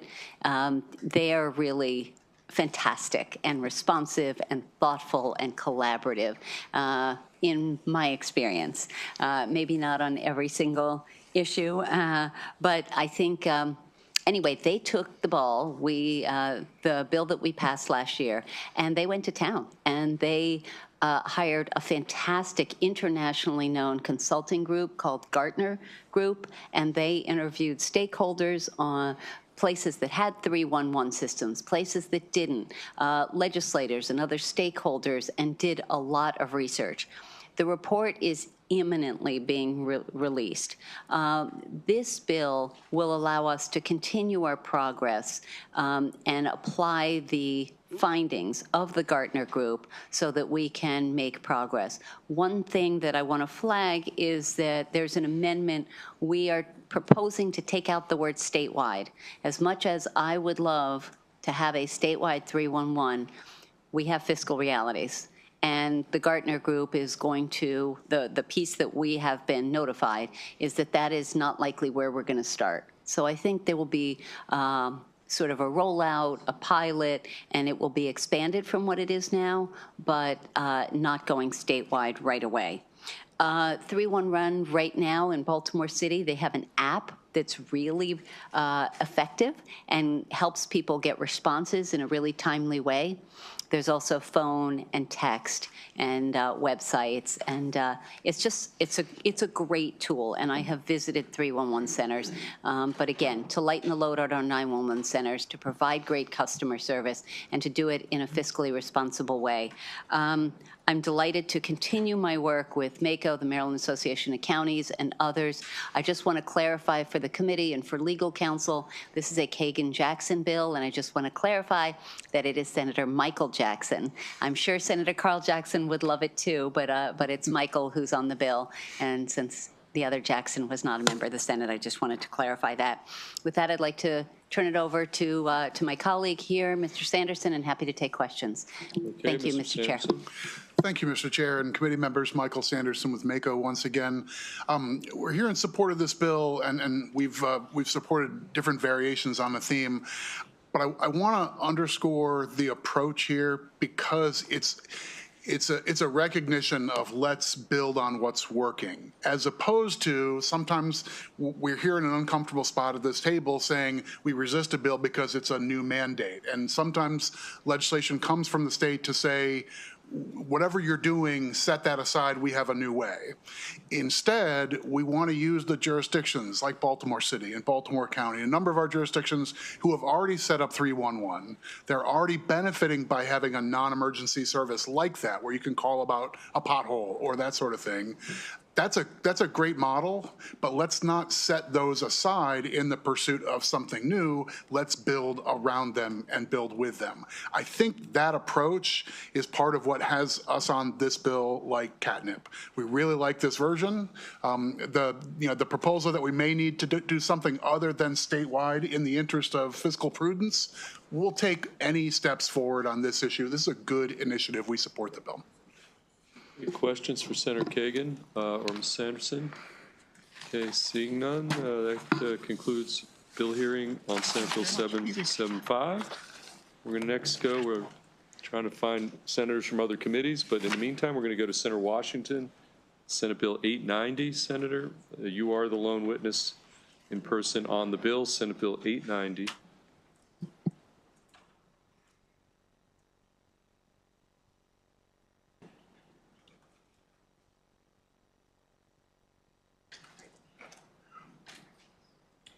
Are you able to hear me? Here? Yes. Okay. Good afternoon, Chair, Vice Chair Kagan, and colleagues. For the record, I'm Senator Mary Washington, and I'm here to present SB 890, which establishes the Division of Just Communities within the Department of Housing and Community Development. Just again to remind you that we passed the bill establishing the Just Communities. What this bill does is makes it consistent with how it's established on its website and also its function. So it's moving it from a different part of the code into the part of the code where divisions are located. So for decades, as you know, communities across Maryland have faced systemic barriers to economic stability, housing, security, and investment. Maryland DHCD has produced a report that highlights separate and unequal neighborhoods. It's a baseline report. It looks at stark disparities in health, home ownership, access, capital that exists among our neighborhoods. And in my city and in my district, there are places where if you look at the map, one side of the street is in a sort of condition of poor repair, and another side seems to have had more access to resources. The General Assembly, recognizing that, last year, as I said, we designated Just Communities. However, I want to build on that foundation. And so just what it does, it ensures that the Division of Just Communities has the formal authority and structure it needs. It also expands the criteria for Just Communities to better reflect the full scope of divestment and consequences. It also, within the Just Communities division, it again formalizes that it does in fact administer the Just Communities program. It refines and narrows some of the criteria, and then also it ensures that DHCD is able to manage the program. Currently, there's a broad classification of authority from the governor, but this again aligns what we currently do with other type of programs and put it firmly among HCD. And also, it gives it the ability to oversee and distribute funding like the Community Health and Safety Works grant programs. Now, I do understand that there's been some concerns raised that there might be a fiscal impact, so we want to certainly consider those. But I have to tell you, it does not create a new bureaucracy. This is already operating. It's just that it's identified in code as an office where it's in fact operating as a division, and it does that right now. These are existing programs. I have not introduced any new programs than the Just Communities currently does. And in addressing the letter of information, it does not mandate any immediate expansions. I have been in dialogue with the Secretary about this bill. It was my understanding that I had approval, and so I'm a little just wondering what that's about, but certainly we should be able to adjust that. So Senate Bill H90 is a responsible, strategic way to, again, codify some of the work we're doing in these areas. And I ask for your favorable report, and I'm happy to answer any questions. Okay, thank you. Vice Chair Kagan. Thank you, Mr. Chair. Senator Washington, you're expert at this, and I am not. But I have a quick question. I'm looking at the testimony that's been submitted, and there is a lot of unfavorable testimony. But the Housing Authority of Baltimore City likes this bill. I wonder if you've given any thought to the idea of starting with this as a local bill, kind of as a pilot, and then seeing, and again, I don't know if that's even plausible, but then maybe depending on how it works, then coming back with a broader view? I say that anything that can allow us to move forward on codifying these good types of programs, I'm favorable. So I would absolutely like to consider that. I'll talk with my delegation about it. Okay, thank you. Thank you, Mr. Chair. Okay, Senator Carrozza. Thank you, Mr. Chair. You referenced the process we went through last year. And as I recall, during that discussion, there were some questions raised about those communities that are not designated just communities.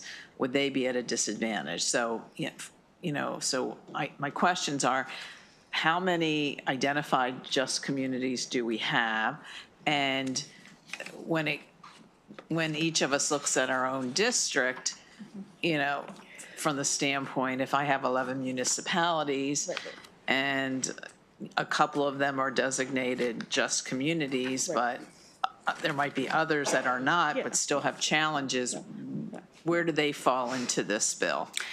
So also part of the expansion, if you look at the expansion of the criteria, it addresses issues of like higher asthma rates, lead exposure, some pollution and quality of life that actually we can find across the state and within every county.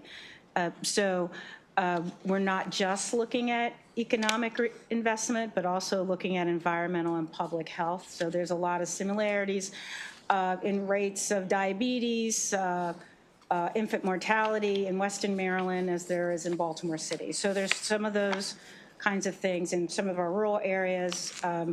There's additions. So as it came in and looking at just communities, certainly it was looking at redlining and exclusionary zoning and all that, but those communities also experience asthma and lead exposure, et cetera. So it's not necessarily requiring that you show a law that did X, Y, and Z. It's saying, look at public health outcomes, look at potentially workforce outcomes, and use that criteria to establish something as a just community. So the purpose of your bill would be to build on what passed last year and to actually make this kind of a permanent division within the Department of Housing and Community Development? Well, if you go to their website, it is a division, but it's to codify the intent of the just communities and looking at expanding it to allow for a fuller range. If you recall, perhaps last year, I had a lot of concerns of the lack of operationalizing the criteria for spending the, for the investments. And I felt some of the language was a little vague, et cetera. And so what this bill also does is attempts to create some measures that are observable and that we can also show improvement over time.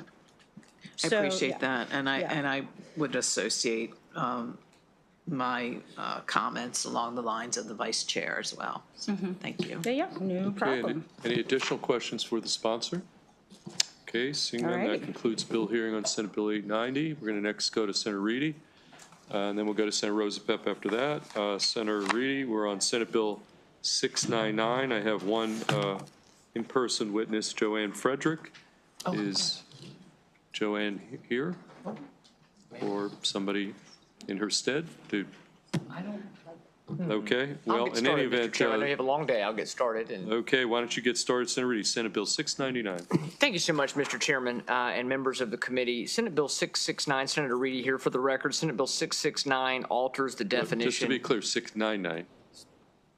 Yes, 699. Okay, not 669. I'm looking right at it, and I had a momentary lapse. Sorry. Or I think maybe there's a typo in one of my things, but it's okay. Senate Bill 699 is the Forest Conservation Act. Linear projects alteration is the title. And what it seeks to do is alter the definition of linear project under the Forest Conservation Act to exclude projects for new transmission lines or new distribution lines constructed on or after October 1st of this year. Linear projects are construction or reconstruction of roads, trails, sidewalks, rail lines, et cetera. Under the Forest Conservation Act, any public or private subdivision plan or application for a grading control permit by any person, including a unit of state or local government, on an area of 40,000 square feet or greater is required to afforest the land that was graded or to plant trees on the land that was graded. And there's some additional requirements if it's an agricultural resource area, if the land being used has less than 20% forest cover, et cetera. But linear projects are excluded from afforestation provisions relative to utilities. And so currently there's a power line that's been proposed in 3 counties of our state running from Pennsylvania down through northern Baltimore County, Carroll County, and Frederick County to transfer power from a nuclear power plant that we normally would be getting power from probably to power things in our state and sending it to Northern Virginia. It's the Maryland Piedmont Reliability Project, MPRP. And it was brought to my attention by, which I know you all have heard about in this committee, of course. It was brought to my attention by a constituent that power companies are excluded from having to reforest, I would say, which I actually understand why we have that. And I agree in principle that when you have, when you've put a power line in place, you then have to be able to remove trees that may start growing. You may need to maintain that infrastructure, obviously for safety reasons and for reliability reasons. But what's going to happen with this power line is it's still before the PSC, but they very clearly, the utility in question has targeted areas of Maryland that specifically have a lot of forest farmland and ag preservation land and forest land because they're able to go through there without having to worry about going through any urban areas or suburban areas. And they're counting on the fact that they're going to be able to do that and make it more cheap and more affordable, which I don't begrudge them. But we've realized, and I actually have calculations that were done by another person that reached out to me about this bill. We did some very simple calculations on a transmission line clearing, average 800-foot wide transmission line clearing, and if it was their calculation for 100 miles of a transmission line clearing is over 6,000 forest acres. Now, the transmission line in question is about 70 miles, so we're talking probably more like 4,500 to 5,000 miles, 5,000 acres, I'm sorry, of forest that's just going to be clear cut and removed. And I can't imagine what kind of environmental impact that's going to have, not just locally in the 70-mile corridor, but also on our air quality and water quality for the whole region. And so what this bill tries to do is say, let's remove that exemption for future transmission lines. It doesn't touch what's already there, and it doesn't stop our utility companies from maintaining the right-of-ways and power line structures they have now, but this bill would give, would say, let's be sure for these new clear-cut, if this does happen, that it's not exempt from afforestation requirements under the Forest Conservation Act. So, Mr. Chairman, I would love to have the committee's support, and I would be happy to answer any questions, because I do think my panelist wasn't able to make it. Okay, thank you, Senator Reedy. Questions for the sponsor, Senator Reedy, on Senate Bill 699? Okay, seeing none, that concludes the bill hearing on Senate Bill 699. Thank you, sir. We're going to next go to Senator Rosapep on Senate Bill 654. And we've got some witnesses. Well, we've got one witness signed favorable in person, Paul Gentili, and then we do have two witnesses for information purposes only we'll take up next. Senator Rosapep, Senate Bill 654. Thank you very much, Mr. Chairman and members of the committee. This is testimony in favor of the bill, but it's also a lot of information. This is about the WSSC waterline project from hell. And some of you may have had experiences with water and sewer line issues over the years. This is the worst experience that I've ever seen in my district. And we love the Washington Suburban Sanitary Commission. They provide obviously critical service to our communities, to our businesses, to our homes, to our families. But they don't always get it right.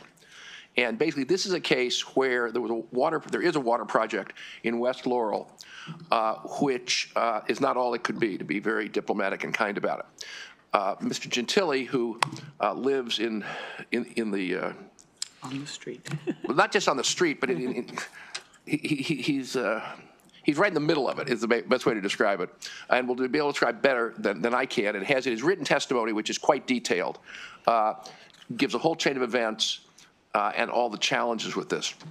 The reason I put this bill in at the request of folks in the community, the West Laurel community, including Delegate Mary Liebman, who lives in West Laurel, as well as my other colleagues, Delegate Barnes and Delegate Pena-Melnick, is we think it's simply a case of where something went very, very wrong, and we think it would help everybody to have an outside independent audit of what went wrong so that everybody can learn how we don't have to have this horror show again.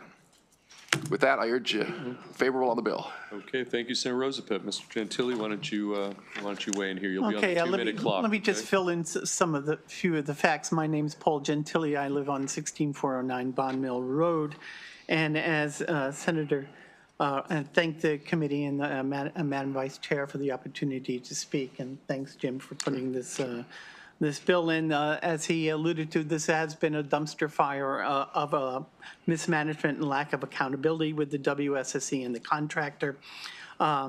It's 2 years overdue. It's $1 million over. There has been a broker sewer line, broker water main, broken gas line, an accident between the contractor truck and so on. They've abandoned the project because they couldn't get through rock, and then they had more delays when they couldn't, the soil didn't support the 48-inch pipe they were supposed to be put in.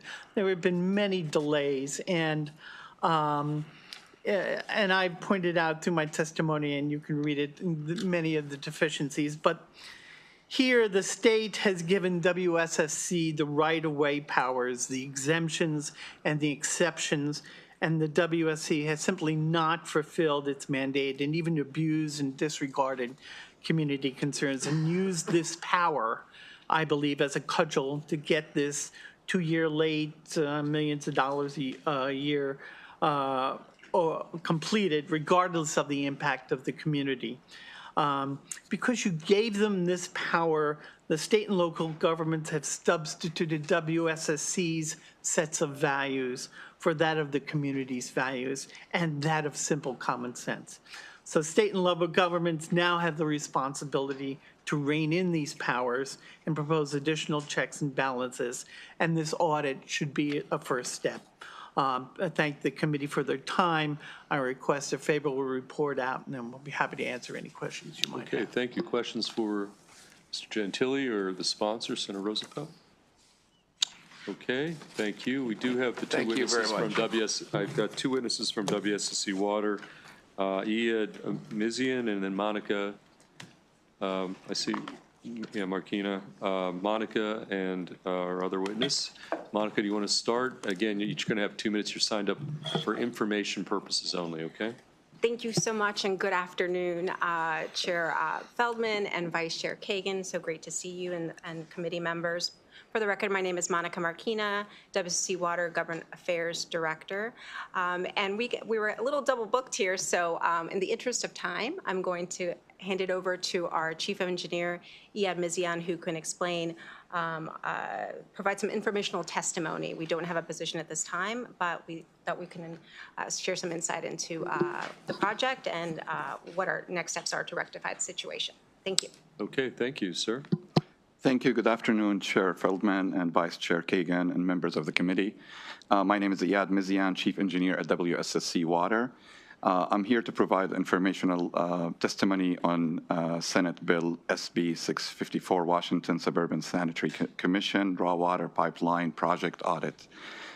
This is a pipeline, a new pipeline in West Laurel. We heard the sponsor say that we provide critical services.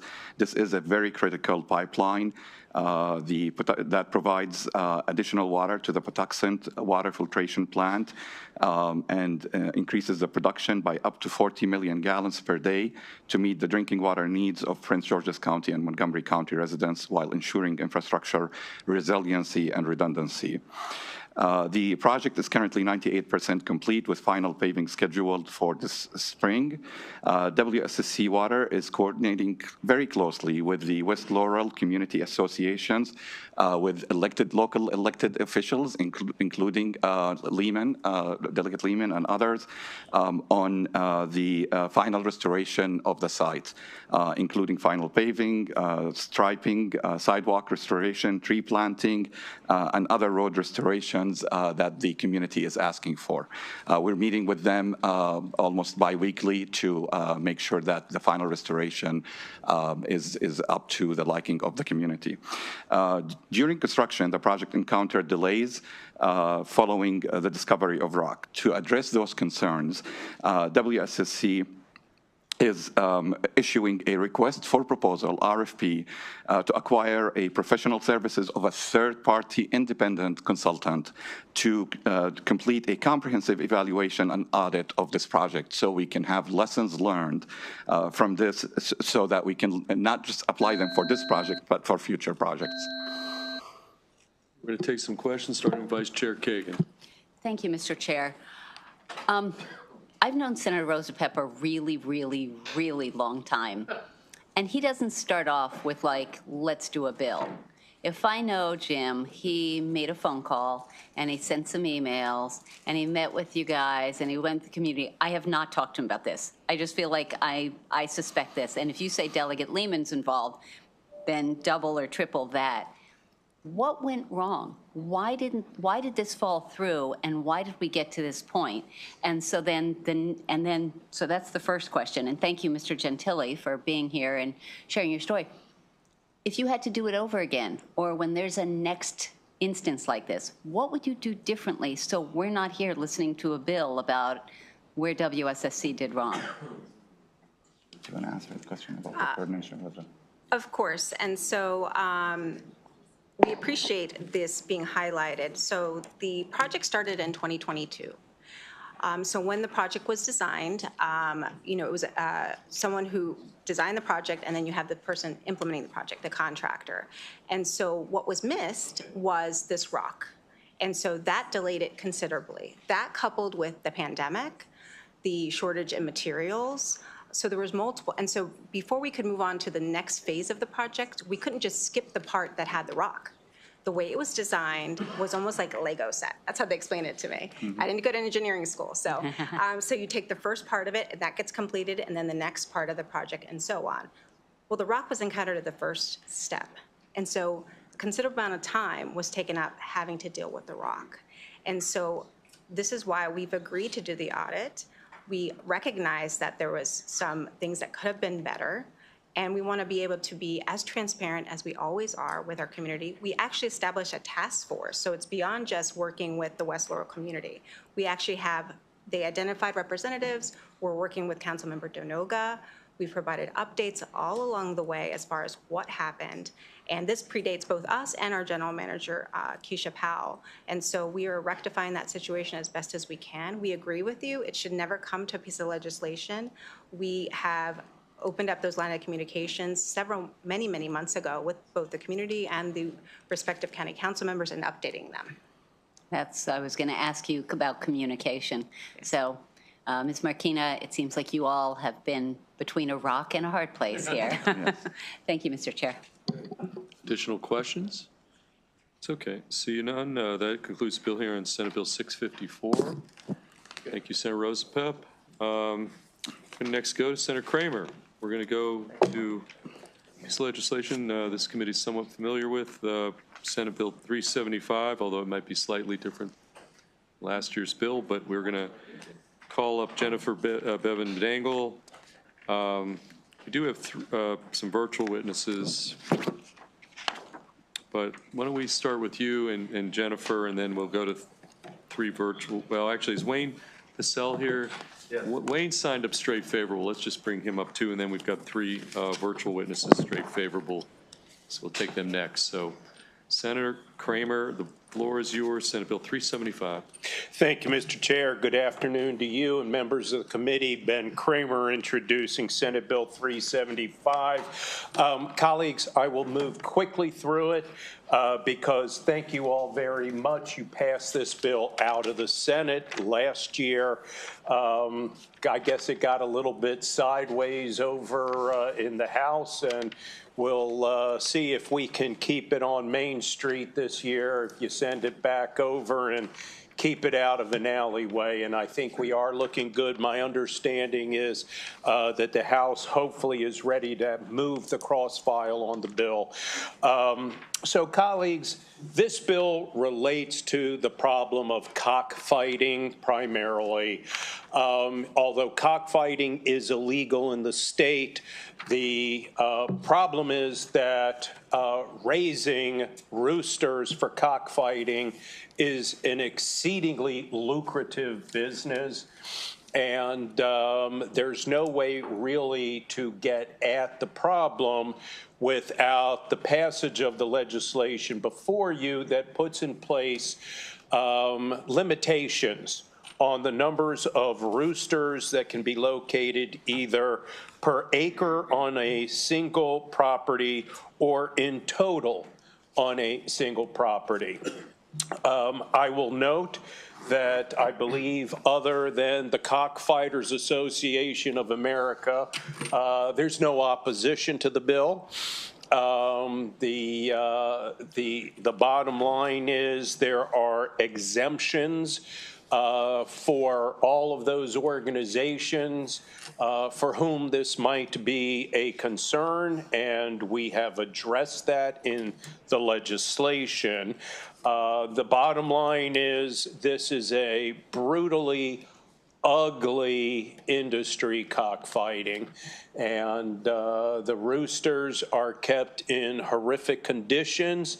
The purpose of that is to make them angry and aggressive, and so the bill before you would simply provide a very well thought out mechanism by which the counties and the state would be able to address the problem of raising roosters for cockfighting. With that, I'll turn it over to the panel if you're okay, Mr. Chair. Yeah, well, Jennifer, since you're part of the formal panel, why don't we start and then we'll go to Mr. Pacell next. So each of you are going to be on the 2-minute clock, okay? Favorable. Thank you, Mr. Chair, members of the committee. My name is Jennifer Bevan Dangle. I'm representing Humane World for Animals, formerly known as Humane Society of the United States. Out of respect for your time, I will let the other witnesses speak to the, more about what the sponsor touched on about the cruelty of this sport, the lucrative nature of these breeding operations, and why we can't currently come at them. I want to give an update on sort of where we are with the legislation and the bill drafting. Thank you to this committee. Thank you to the Senate for moving the bill unanimously last year. We really appreciate your attention to this important issue.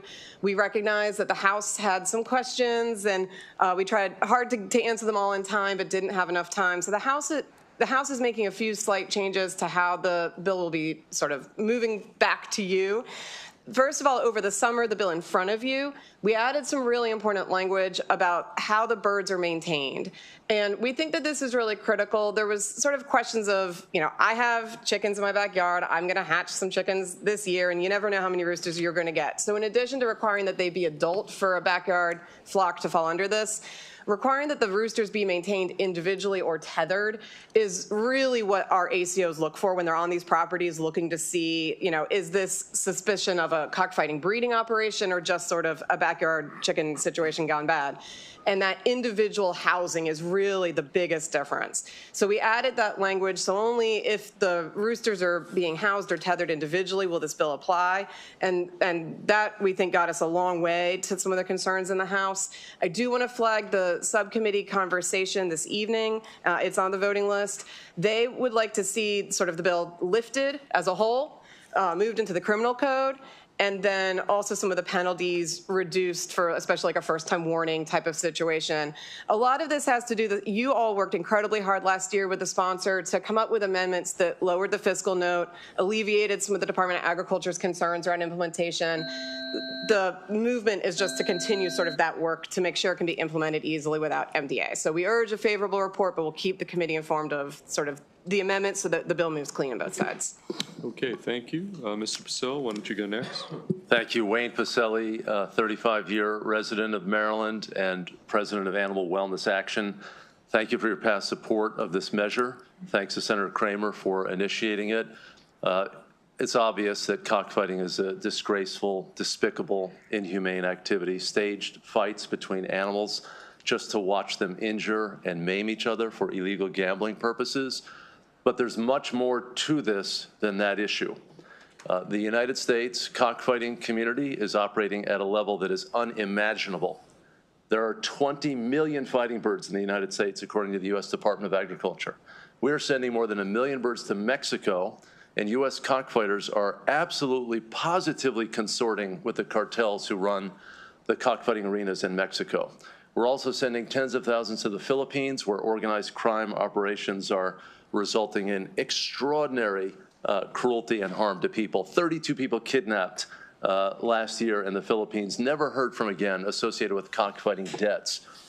Of course, right now we have an extraordinary circumstance, the most expensive zoonotic disease in American history affecting animals, H5N1. It is documented that it was Thai-based cockfighters who spread H5N1 across Asia. Now we have H5N1 here, and migratory birds played a huge role in its spread, but backyard bird operations have also had a huge role. USDA has not documented precisely the role of cockfighting because they're not disclosing why and how those birds are kept. Let me just say that these are different breeds of birds than you have in the poultry industry for broiler birds and laying hens. These are hatches, sweaters, kelsos. They're distinguished by a variety of characteristics. They also have different housing. There's no mistaking a legitimate agricultural avian operation for a cockfighting operation. Thank you so much. Okay, thank you. Any questions for Senator Kramer or the two witnesses at the table? Favorable? Seeing none, thank you, Senator Kramer. Thank you to the two of you. We do have some virtual witnesses who want to weigh in on this. Signed up favorable. Is Patty? Okay, Patty's not here. Joy Wilson? Okay, we've got Joy Wilson, Dr. Jim Keene, and Thomas Pohl. And okay, we do have Patty Crankshaw Quimby. Yes. Okay, Patty, hold on, we're going to get you up here in a second. Okay, thank you. Can you start your video? And we've got Mr. Keene on here too. See if you can start your video. We'll take you first. It is not letting me start. There it goes. Let's see. There we go. Okay, there you go. Okay, Patty, you are signed up favorable on Senate Bill 375, so why don't you proceed? You're on a 2-minute clock, okay? Thank you very much. Patty Crankshaw Quimby, Chief Animal Control Officer and Executive Director for Talbot County Animal Control and Talbot Humane, and I am here today as the President of Professional Animal Workers of Maryland. This is a state organization comprised of animal control agencies and humane societies. I am not going to repeat what my fellow colleagues have said. I think what's important here is that we unanimously support and encourage a favorable report on this bill. That is every county in the state, animal control agencies, and Baltimore City. Why? Because it is a problem, and the core of cockfighting is the breeder. From nuisance complaints of more than 80 roosters in a residential area, excuse me, I'm very sorry, to the conviction of those holding more than 100 birds, these cases are not as rare as we would like to think. To be able to limit, track, and manage the number of roosters on a property and for what purpose will be a especially valuable tool in the toolbox of humane law enforcement here in Maryland. Not only are we concerned about the acts of breeding and fighting these animals, the very important health concerns for these and other flocks in the area it's vital. We know major outbreaks of avian flu have affected both sides of the bay, and these birds are not vaccinated. They're rarely vaccinated. They're not kept humanely. They're not kept in healthful manners for the birds. And this in turn will potentially be more illness in our Maryland flocks. We see this bill as a tool in preventing cockfighting at its core, which is the breeder, and protecting other Maryland flocks. Professional Animal Workers believes passing of this bill, SB 375, is a valuable and necessary tool for the animals and people of Maryland. Okay, thank you. Any questions for Patty Crankshaw Quimby? Okay, seeing none, thank you. We'll next go to Dr. Jim Keene. Yeah, Dr. Keene, we could see, although you're sideways on the screen, which is a little funky, but okay, there you go. That because that would distract from our, listening to your testimony. Okay, that said, Dr. Keene, you've got 2 minutes, signed up straight favorable. Okay. All right, thank you. I'm an agricultural veterinarian, a former career USDA research scientist. I'm currently director of veterinary science at Center for Humane Economy. I want to thank Senator Kramer for introducing this important bill, SB 375. I urge the committee to decide in favor of this sensible and needed bill to restrict adult rooster ownership to reasonable numbers consistent with legitimate agricultural use. Adult rooster laws already exist and are in place in all Southern California counties as a tool against illegal cockfighting. If adopted, SB 375 will counter cockfighting in Maryland, as others have said. The USDA estimates there are about 150,000 cockfighting breeding farms in the U.S. that raise about 20 million roosters for fighting each year that supply both the domestic and international markets. As a veterinarian, I can attest that cockfighting is a well-known risk factor for introduction and spread of dangerous poultry diseases, including bird flu H5N1. And as you know, the ongoing bird flu outbreak has killed about 166 million birds or caused the death of that many birds, including about 2.5 million commercial layers and broilers, primarily on Maryland's eastern shore. Cockfighting farms may have hundreds of roosters. They spread disease due to terrible biosecurity practices, outdoor bird housing along contact with infected wild birds, and by mixing roosters at cockfights. In Asia and possibly in the U.S., cockfighting spreads bird flu to people. I was deployed to Southern California to control the 2003 virulent Newcastle disease outbreak caused by a virus very similar to bird flu, and I found many cockfighting farms were infected by this virus. So please decide in favor of SB 375 for poultry disease control, for the health and welfare of people, and to prevent animal cruelty in Maryland. Thank you. Okay, thank you. Next, let's go to, any questions for Dr. Keene? Okay, seeing none, let's go to Thomas Poole. Ms. Poole, why don't you proceed with 2 minutes favorable testimony? Thank you very much. I'm very grateful for the opportunity. I'm Dr. Thomas Poole. I'm currently the Senior Veterinarian for Animal Wellness Action. And before that, I was 26 years in the Army and ended up as the commander of the U.S. Army Veterinary Command. And that job took me around the world. We have about 3,000 people. We support the entire Department of Defense. And during that time, I was able to witness cockfighting in a lot of places, and after I retired, I was the territorial veterinarian for Guam, where I saw so many birds. In the last 4 years, we had 12,000 birds coming from the United States just to this small island of 150,000 Americans. And I've seen how bad cockfighting is, and I won't repeat the things that everyone else says, but the thing that I love about 375 is what an elegant piece of legislation it is and how much it could help us. Because cockfighting, the beating heart of it is the breeding of those birds. That is the economic heart of that horrible industry. And of course, it remains a felony across the United States, but because these fights are usually held in rural areas, it nearly always falls on the sheriffs and those, often understaffed, funded departments to try to control this thing. And they are outgunned by highly organized elements, criminal elements, and it's really unfair to expect them to control it, and that's why it's not controlled. But 375, I hope, will serve as a model for the rest of the nation, for other states to adopt similar legislation. It is really our very best hope to cut the heart out of cockfighting by cutting off that economic source, those breeding birds that are shipped all across the United States and all around the world. I'm very grateful for the opportunity to speak. Thank you. Okay, thank you, Doctor. Any questions for Dr. Poole? Okay, seeing none, is our Joy Wilson in here? Okay, Joy Wilson, we're going to take you, the final virtual witness here. Joy, are you there? Ms. Wilson?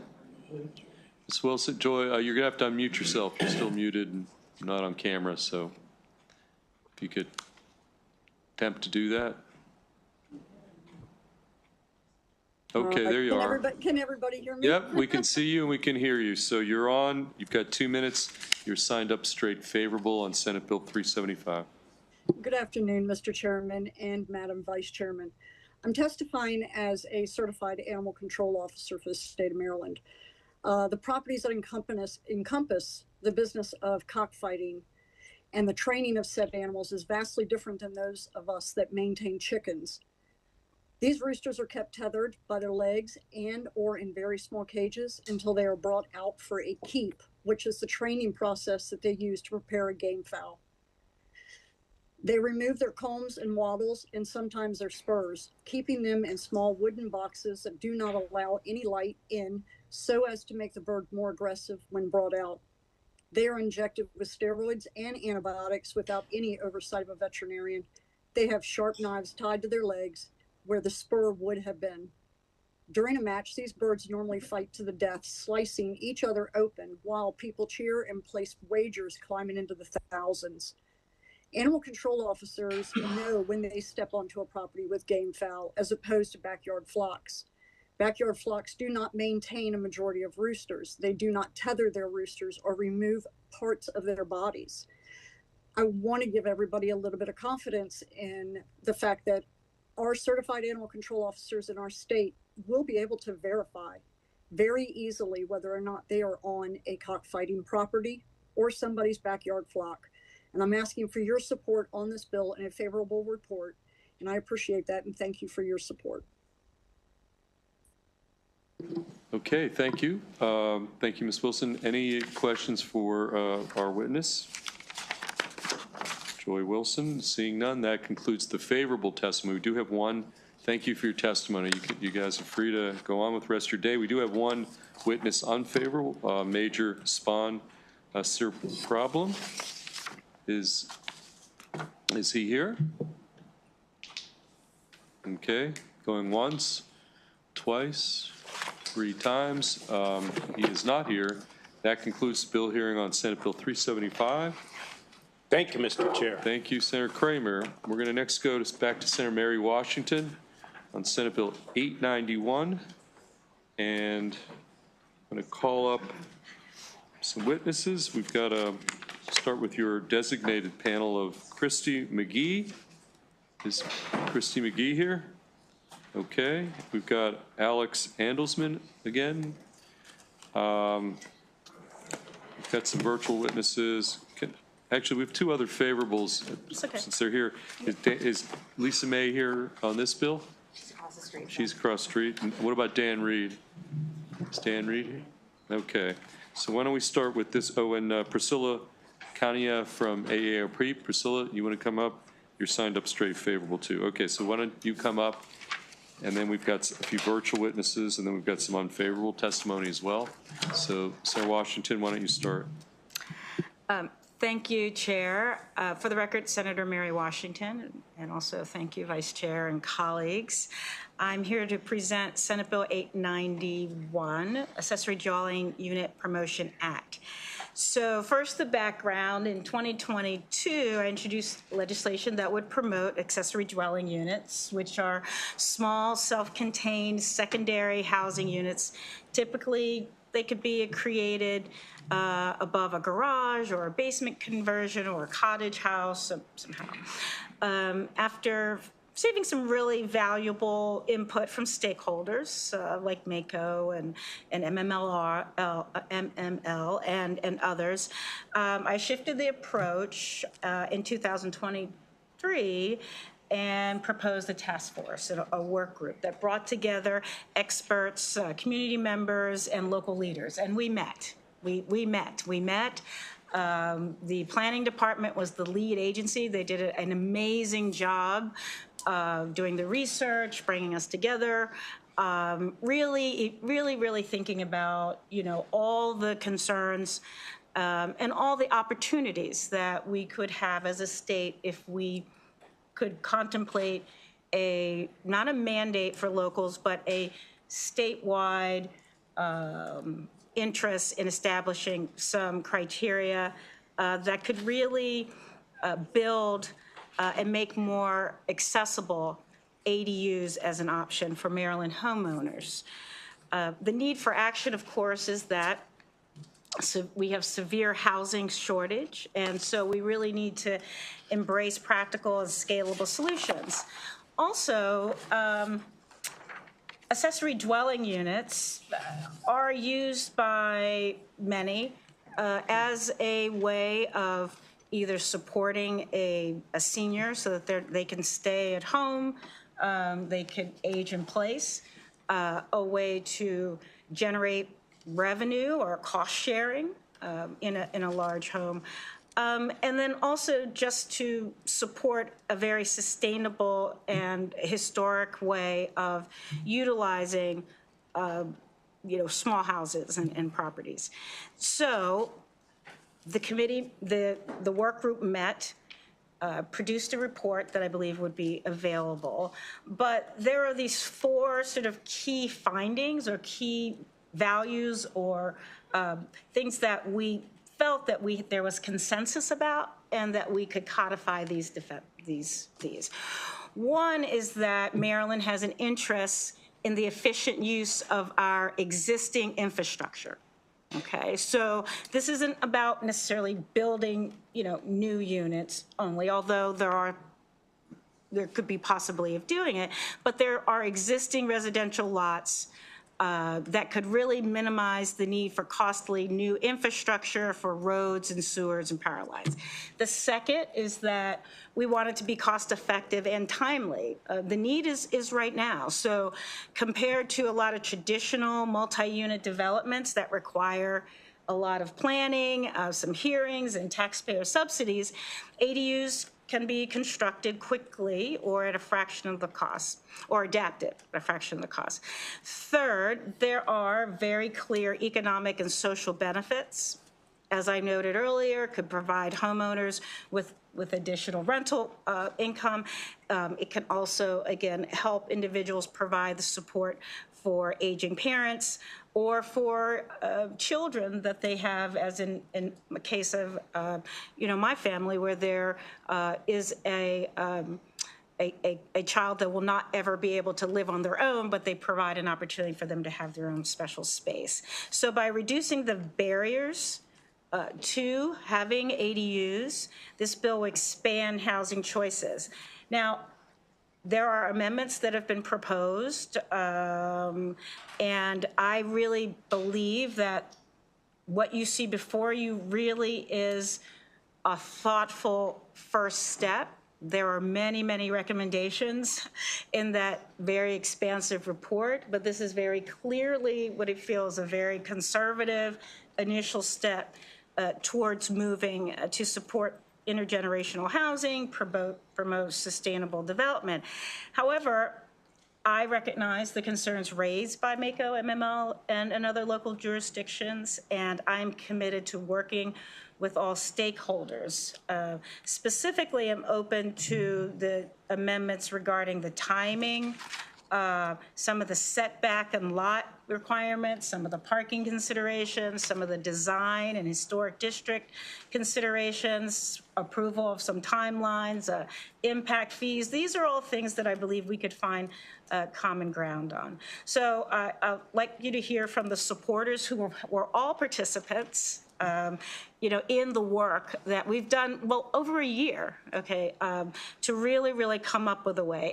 And I think my last word to say is that this is not something, I would hope we would not just further kick this down the road. This is a market, that people are doing it either legally or illegally or however it's happening. And so we need some type of statewide approach that we could begin to build on that could provide the flexibility but also set standards. So, Mr. Chair, I stand ready for questions in committee, but I'd like the panel to present their pieces. We'll take questions then, and then we'll go to some other witnesses. Okay, well, why don't you tell us who you are, and you've got 2 minutes, and you're signed up favorable. Good afternoon, Chairman Feldman and committee members. My name is Priscilla Kenya, a lead volunteer advocate with AARP Maryland, representing over 850,000 members. I'm here today in support of SB 891. I have the privilege of representing AARP on the statewide ADU task force, and I want to thank Secretary Flora, Senator Washington, and Delegate Stewart for their great work. I submitted written testimony from AARP's extensive research on the benefits of ADUs for our aging population. ADUs are a vital piece of livable communities as they contribute to the ability of aging in place. But I'd like to share my story so you understand why this is so personal to me. Excuse me. I have a lovely home in a 55-plus community that I hope to live in until the end. The complication is that I have leukemia and neuropathy throughout my body. I have already developed drop hand in my right hand, and my neurologist believes that it could happen in my other hand and both feet. But I have a plan. My middle daughter has agreed to move in to assist me when the time comes, but she'd need her own space, and I would too. The solution, create an apartment within or adjacent to my house. Perfect, right? However, even though they're allowed in my county, they are prohibited by the HOA in my community. Do they exist? You bet they do. But were they built to code? Does the fire department know they exist? Probably not. My grandparents were able to stay in their home because of such an apartment that they built for my aunt, and many others I know had apartments so that they could afford to stay in their homes. We hoped this bill would set a minimum standard, including overriding the powerful HOAs that render legislation useless. So I asked for a favorable report, and I'd like you to consider future legislation that would protect me and so many other people like me around the state. Okay, thank you. Let's go to Alex Andelsman. Hi. Good afternoon, Mr. Chair, Madam Vice Chair, members of the committee. For the record, my name is Alex Andelsman, and I'm here on behalf of the Maryland Building Industry Association.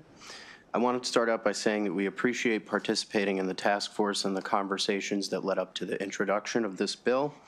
The state of Maryland is facing a housing shortage, and we need to find creative ways to deliver more units to lower and medium income residents.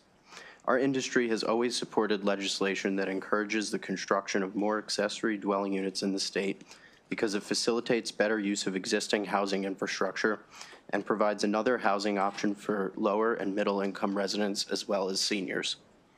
While this isn't the end-all be-all, we believe this is an important step in addressing the nearly 100,000 housing unit shortage in our state. Thank you for your time. Okay, thank you. Come on, Fred. Go. Good afternoon, Mr. Chair, Madam Vice Chair, and members of the committee. I am Kristen McGee with Maryland Realtors, asking for your support for Senate Bill 891. So the issues of ADUs has been before the General Assembly for several years now, and our housing needs have only grown in that time. Housing affordability was in fact named the #1 issue facing Marylanders, and support for ADUs among our residents has never been higher. Through the work of the ADU Task Force, we have a list of these best practices that guide us on how to make ADUs successful in Maryland as they have been in other states throughout the country. Those best practices are, #1, expressly allowing homeowners to add an ADU if it fits their needs, having objective standards that are consistent throughout the state, and finally, making sure that regulations on ADUs are reasonable and do not prevent unnecessary costs or burdens on property owners. These are all very reasonable common sense requirements that help Maryland residents find housing options where there aren't some currently. And they have found widespread bipartisan support. We're excited to finally make this a reality, and therefore I request your favorable report. Thank you. Okay, thank you. Questions for Senator Washington or any of the three panelists? Okay, seeing none. We have one favorable witness virtual, Chris Parts. Saw Mr. Parts here a moment ago. Let's try to get him back. Says that the video is disabled by the host. Okay, got it. Okay, I think we got you now. Okay, so you're straight favorable, and you've got 2 minutes. Mr. Chris Parts. Good afternoon, Chair Feldman and members of the committee. I'm Chris Parts with AIA Maryland, representing over 2,000 architects across the state here in support of House Bill 891.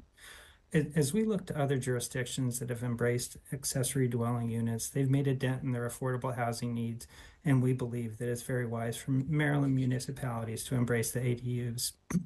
Allow me to share a few lessons as to why jurisdictions should establish opportunities for these. First is that ADUs offer an alternative affordable housing. Seattle, for example, most accessory dwelling units there are offered for rent for less than $1,000 a month. So in Baltimore, that's slightly over the monthly rent someone could afford if they're making approximately 30% of the median area income. Secondly, it's low impact. As Senator Washington had shared, it works largely with existing utility infrastructure, water, sewer, energy, utilities that are already at the site. Third, it creates affordable housing, and all of that with low impact private investment. Minneapolis was an early adopter in 2014, and they've only added 176 units because they didn't work with some of the issues that we had talked about, sharing utilities on the site and some other issues. But take, for example, Seattle. From 2016 to 2023, they've added over 4,200 accessory dwelling units, currently averaging about 1,000 units a year that they're adding, all with private investment. Then take a look at Los Angeles. Since 2017, they've added from 2,000 to 5,000 accessory dwelling units per year. This is a significant amount of affordable housing that's not at the cost of any of our taxpayers. So I want to close with a reminder that low impact affordable housing policy is simply good policy. Thank you. Okay, thank you. Questions for our witness? Okay. Seeing none, thank you. We've got, is Kathleen Mayer in the queue? Okay. Okay, we have two witnesses unfavorable. We've got Michael Sanderson from Mako and Angelica Bailey. Oh, okay. Okay, actually, we do have to, let's go back to, we have a favorable with amendments witness from the city of Gaithersburg, Kathleen Mayer. Kathleen, we almost missed you there, but you've signed up favorable with amendments. And there you are. Okay, so you've got 2 minutes, and why don't you proceed? And then we'll go to the 2 unfavorables. Thank you. I'm Kathleen Marr, the Director of Planning and Co-Administration for the City of Hagerstown. I've been a planner with the city for nearly 30 years. The city appreciates the goals of the bill to try to generate more affordable housing, but we have concerns about some of the provisions in the bill. A one-size-fits-all solution for rural areas, suburbs, small towns, old cities, major urban centers will have unintended consequences at the local level. Old urban cities like Hagerstown already have dense, overcrowded neighborhoods in their core areas with a large percentage of dwellings in 2 or more unit properties with significant parking shortfalls and conflicts. Additionally, our older neighborhoods have an alley system which provides the only access to the rear properties. ADU conversions and accessory structures only accessible from an alley would create a safety concern in my city because the alleys are not plowed by the city and some are inaccessible to emergency vehicles at any time due to tight entry points and closely sited structures along the alleys. Hagerstown has no zoning district limited to single-family homes, so as written, the ADUs be permitted anywhere in any type of non-multifamily residential property. It would be helpful if the following modifications could be made to the bill or considered: limit the ADU mandate to single-family dwelling unit properties. If not, define multifamily so we know what is exempted.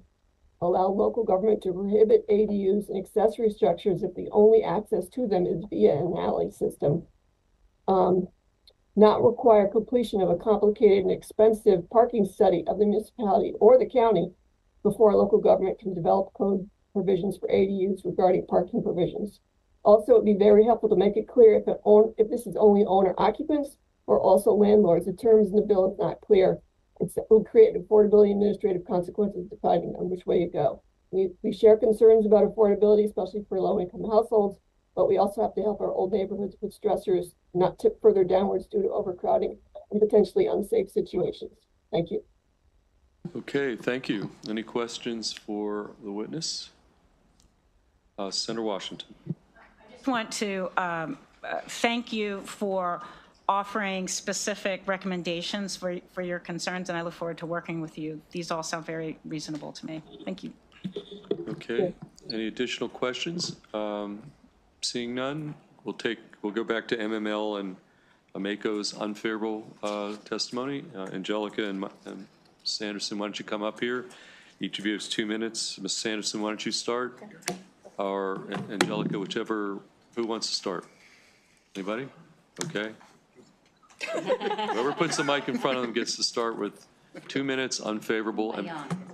But put the ladies first. Sounds great. Okay, put the mic in front of you and tell us who you are, and then you can start. Good afternoon, everyone. Angelica Bailey-Thupari for the Maryland Municipal League. Thank you very much for your time and your consideration. We are in opposition of this bill at this point. We appreciate the Department of Planning and the sponsor's leadership on this issue the last few years. MML and MACO have both been active and committed partners to working with the General Assembly and the administration on the state's housing crisis, but this bill in its current posture just goes too far. It is inconsistent with the task force report. We have referenced several instances in our written testimony. I know MACO has as well, so I would refer you to those, but I will just highlight one of the most unworkable logistical aspects for us. It is this parking requirement. It prohibits locals from ensuring flexible parking needs for ADU residences. It is expensive. It is burdensome. We need parking flexibility. Every community, even those near transit, have different transportation needs, and what works for one area might not work for another. Preemption removes the flexibility that local governments need to adapt our policies accordingly to meet the needs of our residents. And that's just one example. The test itself that goes along with that, if we need an exemption, if we want to add more parking requirements, then we would likely have to contract with someone outside of the local government to perform a test, which can be time-intensive and expensive. And again, that's just one example. Preemption, we've seen time and time again, does not work for local governments. We are the closest form of government to the people. We often understand the unique needs and circumstances of our communities more substantively than higher levels of government. And so we ask for an unfavorable report. Thank you. Okay, thank you. Ms. Sanderson. Mr. Chair, committee members, I'm Michael Sanderson with the Maryland Association of Counties. We too have been at the table on this, and I imagine we will continue to be on this issue. Just to be clear, though, we do have a number of local jurisdictions who already have created laws like this to fast-track approval for ADUs. Oddly enough, Calvert County, a relatively rural jurisdiction, has had theirs on the books for a number of years, and theirs has been in wide circulation as other places are trying to pick it up. So it's not as simple as this is illegal until we pass a bill like this. We have the authority to approve these through the normal process or through some expedited process. That said, there are a few specifics in the bills that we do have concerns about. We've submitted written testimony, and I probably won't even live up to that level of detail. But I'll just point out a couple of things that kind of depart from the task force, but also present the question for this committee, like, are you really ready to take on block by block zoning? And that's what this bill kind of asks you to do. This bill, I'll speak to parking also. This bill says within 3/4 of a mile of a mass transit station. That includes in Cecil County, if you live near Amtrak, that can take you to Philadelphia, but it can't get you to Havre de Grace or somewhere else nearby, Wilmington. Just because you live within 3/4 of a mile of a transit station does not, like, we'd be completely unable to have a parking limit in that zone under this bill.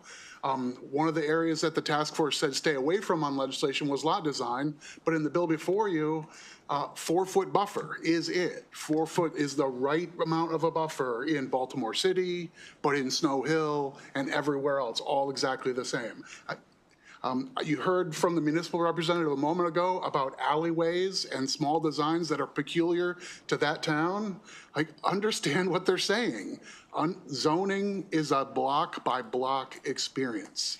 You need professionals and you need community feedback to do this stuff properly. It's hard to do it here in Annapolis. Okay, thank you. Senator Washington, the sponsor. Again, thank you. Thank you for your participation. So you noted there's one favorable with amendment, but you noted the same thing. So if we make those adjustments and provide flexibility, and on the flexibility says you want flexibility, but if you had flexibility, you'd have to pay for it. So that's a confusing one, but if you could clarify that. But if those 4 things were adjusted, because I could agree that this is ambitious. And so if you address those 4 things with the bill, would you be favorable with those amendments? I think the piece in the bill that's really tough to amend to get our organization to, we're all in, is there's a big broad clause that says an unreasonable limitation. And in the definition section, that's defined to include, I don't have the words right in front of me, but it's anything with a cost for all intents and purposes. So that leaves us potentially really handcuffed on what we might be able to do to say, we're worried about safety here. We're worried about the placement there. I get the concerns about covenants and about water hookups, and there's a variety of things in this bill that really aren't our issues for the most part. And I think the task force made good progress. I mean, this bill's in way better shape than where we were before we got a lot of stakeholders together. I'm sorry I didn't start with that. I wish I could go back and do that. But there still are, I think, elements here that even with an amendment on the parking piece or this comes out or whatnot, we still have a central concern. I think bottom up is where we like to do this.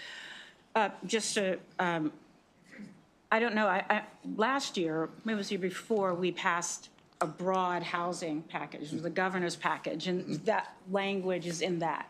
So that already is in effect. So this bill does not add that new requirement. That's already an existing law. But the other concerns about clarifying what unreasonable is, et cetera, like narrowing that, I just want you to sort of let this committee know whether or not of all the the 20 or 30 stakeholder groups, is there anything that would ever get your support, ever? And again, this bill has been, a similar version of this bill has been before us at least for 5 years. So let's just, be honest. So a willingness to address those 4 things. would you still, you're just ideologically opposed to setting statewide minimum standards? Because you know they're operating, right? You know that these things are already happening unregulated in your communities now. And you have people, like some people testifying, that are in our counties and cities who are not legally able to do things with their own property that they need to do. So I'm just hoping that we need to move forward with this, and that, you know, you'll come along. Right. We will absolutely grab amendments, get them to folks who have commented on the bill and so forth. Let's find what progress we can make. Let's very do interested that in right doing away. That. So Yep. Rapidly. otherwise, Yep. Okay. Thank you. Thank you so much. Okay, additional questions for our two panelists? Seeing none, that concludes the bill hearing on Senate Bill 91. We're going to next transition to Senator Lamb. Senate Bill 440. You've got two bills. We're going to start with 440, and there's one in-person witnesses favor with amendments. We'll take that person. I'm not sure what the amendments, they're not part of any formal panel. So when we take your testimony, Senator Lamb, and then we'll take the additional witness and then see where we are. Okay, Senate Bill 440. All right. Thank you, Chair Feldman, members of the EEE Committee, here to be able to introduce and testify in support of Senate Bill 440. For the record, Clarence Lamb, Senator District 12. As the outgoing chair of the Joint Audit and Evaluation Committee, I've seen truly how important it is to have auditors who are preventing the misuse of public funds and ensuring that the public can be confident that their government is working for them. I also represent an area of northern Anne Arundel County where many of my constituents have expressed concerns about whether the county government is always working in their best interests. And although this bill won't fully address this issue, it is an important Senator, could you put the mic just a little bit closer? There you go. Thank you. It is an important first step. So Howard County is the most recent county in the state to create an Inspector General position, an Office of Inspector General, which led me to look into the existence of Inspectors General in the rest of our large counties in central Maryland as well. And I found that although IG's structure is varied and Prince George's uses a county auditor instead of formally having a, quote, Inspector General, Anne Arundel County is the only county that's larger than 300,000 residents that did not have an Inspector General or an auditor who was, at minimum, protected from a non-cause termination. As noted in County Executive Pittman's opposition, Anne Arundel County has a county auditor, but under the county charter, this individual serves, quote, at the pleasure of the council. This greatly undermines the county auditor's independence, making it difficult for them to investigate politically sensitive issues or financially sensitive projects. The county executive expresses concerns about the cost of setting up an IG's office in addition to a county auditor, not necessarily of the belief that we need to have an office called the, quote, Inspector General. If the county auditor was given independence that was aligned with the best practices that are recognized by the National Association of Inspectors Generals, I would be okay with the county using that office for the role of the IG. And I think it's important to note that the county audit offices oftentimes have a different purview and different authority than the inspectors generals that we've seen across other counties as well. The inspector generals, IGs, are really focused on kind of waste, fraud, and abuse. They have broader cross-cutting purview to be able to look at some of this that may be taking place in a county jurisdiction versus a county auditor. Not only are they under the authority of the county executive or county council, which is very different, because they're basically the IGs being asked to investigate these types of programs that are supported and funded by the county executive and county council. But these county audit offices are really focused on kind of financial audits, internal controls, making sure that everything is being accounted for properly, accounting practices and the like, very different than kind of the waste, fraud, and abuse and the ability to be able to dig in and sink into programs and services and funding that are being used in the county. So just want to draw the distinction there that while I think all of the counties have a county auditor, all of the counties that are above 300,000 people in the state, except for Anne Arundel, also have an Inspector General's office. Finally, the county notes that this bill potentially violates the home rules of the Maryland Constitution, so they'd rather that Anne Arundel County step up to the plate and create an Inspector General office on their own. Be happy to amend this bill to also include Howard County, which would resolve any potential home rule violations concerns. And with that, that's the bill. Okay, questions for Senator Lamb? We're going to start with Vice Chair Kagan. I have a comment and a question. Thank you, Mr. Chair. Senator Lamb, I didn't know that you are the outgoing chair of the Joint Audit Committee, and I just want to say publicly that you were a great chair, and I don't say that lightly, but uncovering the ethical problems during COVID and your focus on repeat findings and stuff, I just really want to, as a member of that committee, I just really want to appreciate you. The question is, who came up with the acronym of CHERISH? Very clever.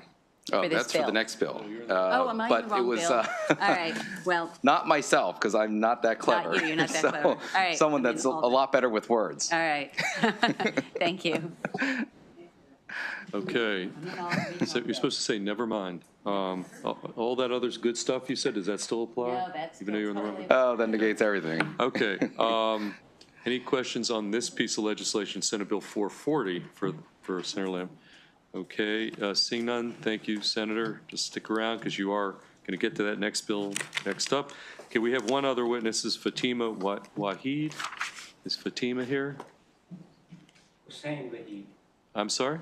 My name is Hussein Waheed. Okay, well, That's my wife's name. Oh, that's your wife's name. Yes, I think the registration through the email. Okay, that's fine. You signed up. Okay, well, your wife may have signed up for herself, but she meant to sign you up, but we'll let you testify. You're signed up favorable with amendments, and tell us who you are, and then you can proceed with 2 minutes testimony, okay, on Senate Bill 440. My name is Hussein Waheed. I'm with the Advanced Technology Acceleration Initiative at University of Maryland College Park. And inspections that are conducted in any field are directly related currently to the transformative economic efficiency that we have evaluated. And based on direct field results, recommendations of distinguished Professor Dr. Ashwani Gupta, and methodologies of the #1 ranked Advanced Life Cycle Engineering Center, University of Maryland College Park. And based on these conclusions, we had put together HB 099, worked on it for several years, and it was passed last year also for transformative economic efficiency. And it required a network of experts in science, technology, best practices. But the governor's work group did not meet last year, and therefore we could not put together the formal bills that were necessary. In the meanwhile, we conducted research and enhanced the supporting materials.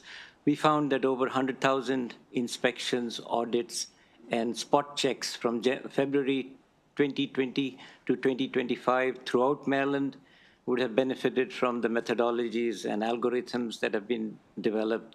And we also got confirmation with respect to how much of a transformative efficiency they could have delivered. Since the start of the pandemic, this whole process has delivered exceptional results. Just from one initiative, it is delivering $70 million every year to 2030. The methodologies, pilots, guidelines, bills accelerate the development of adaptive algorithms that are needed for continuous human and machine learning, artificial intelligence, cybersecurity, and transformative economic efficiency. Thank you. Now, you signed up favorable. Did you have some amendments to the bill that you were going to? Yes, the amendments are, if these methodologies are included in this bill and the next one, it would be very useful because it'll start the process of putting together a task force, and with the help of this task force, pilots could be started, guidelines finalized. There's nothing much to do. It has already worked for many, many years. So it is just the sharing of the knowledge and the results that has not occurred so far. And we found that out by chance. We thought many groups will know that work closely to utilizing these methodologies. And by chance, we found out that the group working next to this group that uses the methodologies has no clue how the results were achieved. So there is disparity between the groups that use the methodologies and the ones that do not use or do not know about it. And that gap can be covered through this process. Okay. Any additional questions for the witness? Seeing none, that concludes the bill hearing on Senate Bill 440, which brings us to our final bill of the day, although we do have quite a number of witnesses, Senator Lamb. So why don't you come up to the witness stand on Senate Bill 978. This is the Cherish Our Communities Act, Senate Bill 978. So you've designated a panel of 5 witnesses, so let's start there. I don't know if they're all here. Marcia Wills Karp, Rebecca Rare, Jose Coronado Flores, Michael Middleton, and Frederick Johnson. Those are 5 designated panelists, and we're going to start with that panel, and then we do have a lot of other witnesses on this. Again, this piece of legislation, which is our final bill. Senator Lamb, Senate Bill 978. Okay? Oh, yeah. Good. Thank you.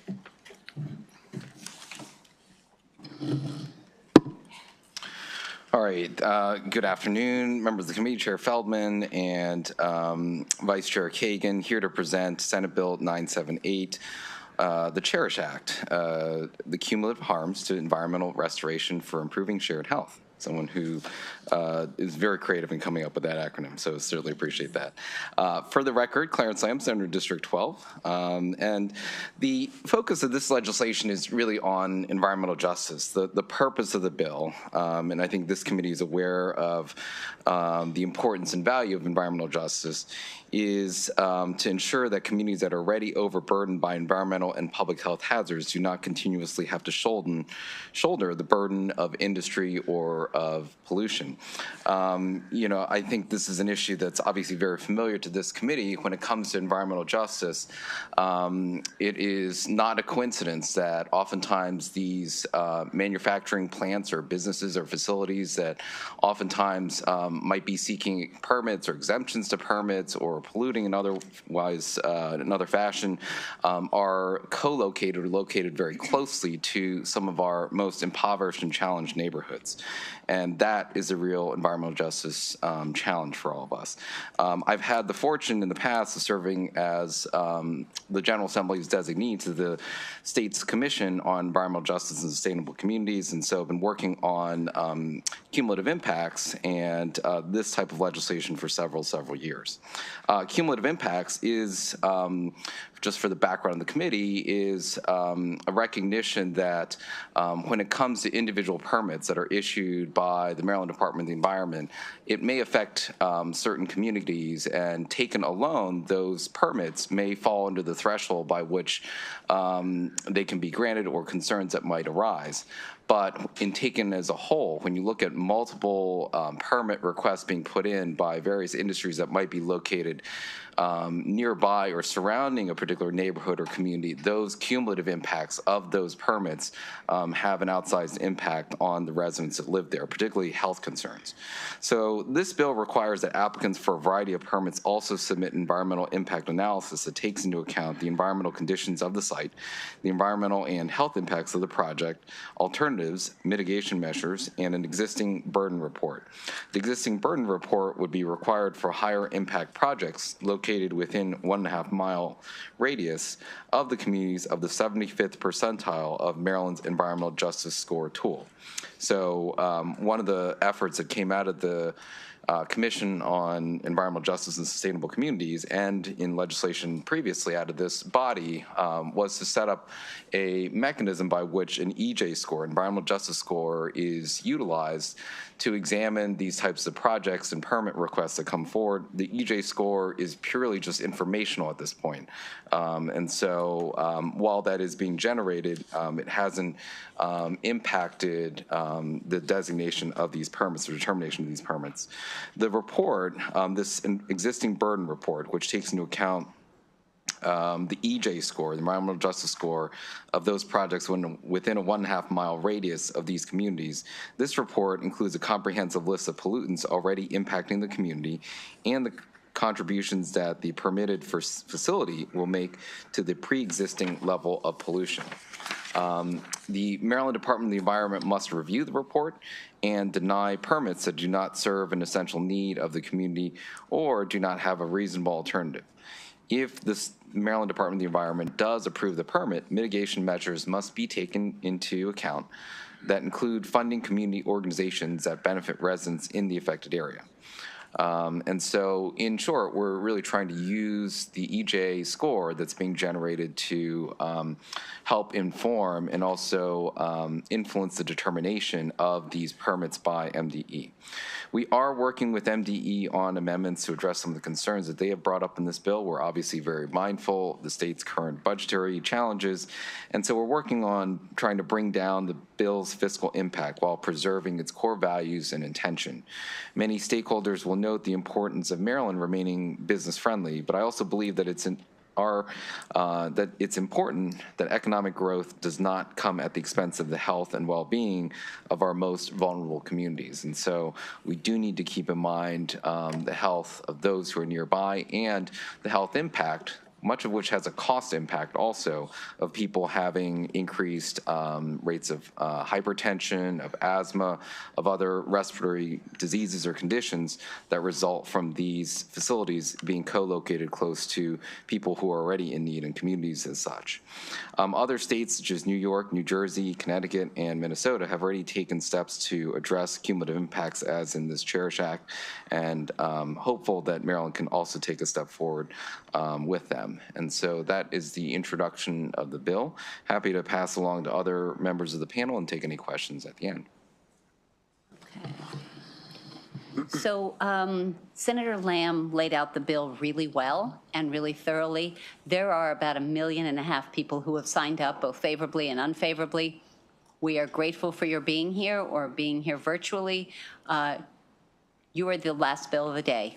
So I just want to encourage you, and while we want to hear your views, please don't be redundant. You get up to 2 minutes, but if you want to do Me Too, you will win our undying support. So, we are grateful to all of you, and you want to just go down the line. Jose Coronado Flores, welcome. Thank you, Vice Chair Kagan and members of the committee. My name is Jose Coronado Flores. I'm a policy analyst with the organization CASA, Maryland's largest immigrant advocacy and services organization. Before I share my personal testimony on this bill, I just want to clarify that this bill in no way is meant to inhibit housing development, and I think that's reflected in the explicit list of facilities laid out in the bill. But to proceed, I want to share my personal testimony about how poisonous air almost killed my father, a close CASA member to my heart. During my sophomore year at Harvard, I got a call from my dad late at night on a weeknight, and I knew something was wrong because he never called me that late. He called me from the hospital, but at the time he was staying at the East Gooday Drive homeless shelter in Rockville.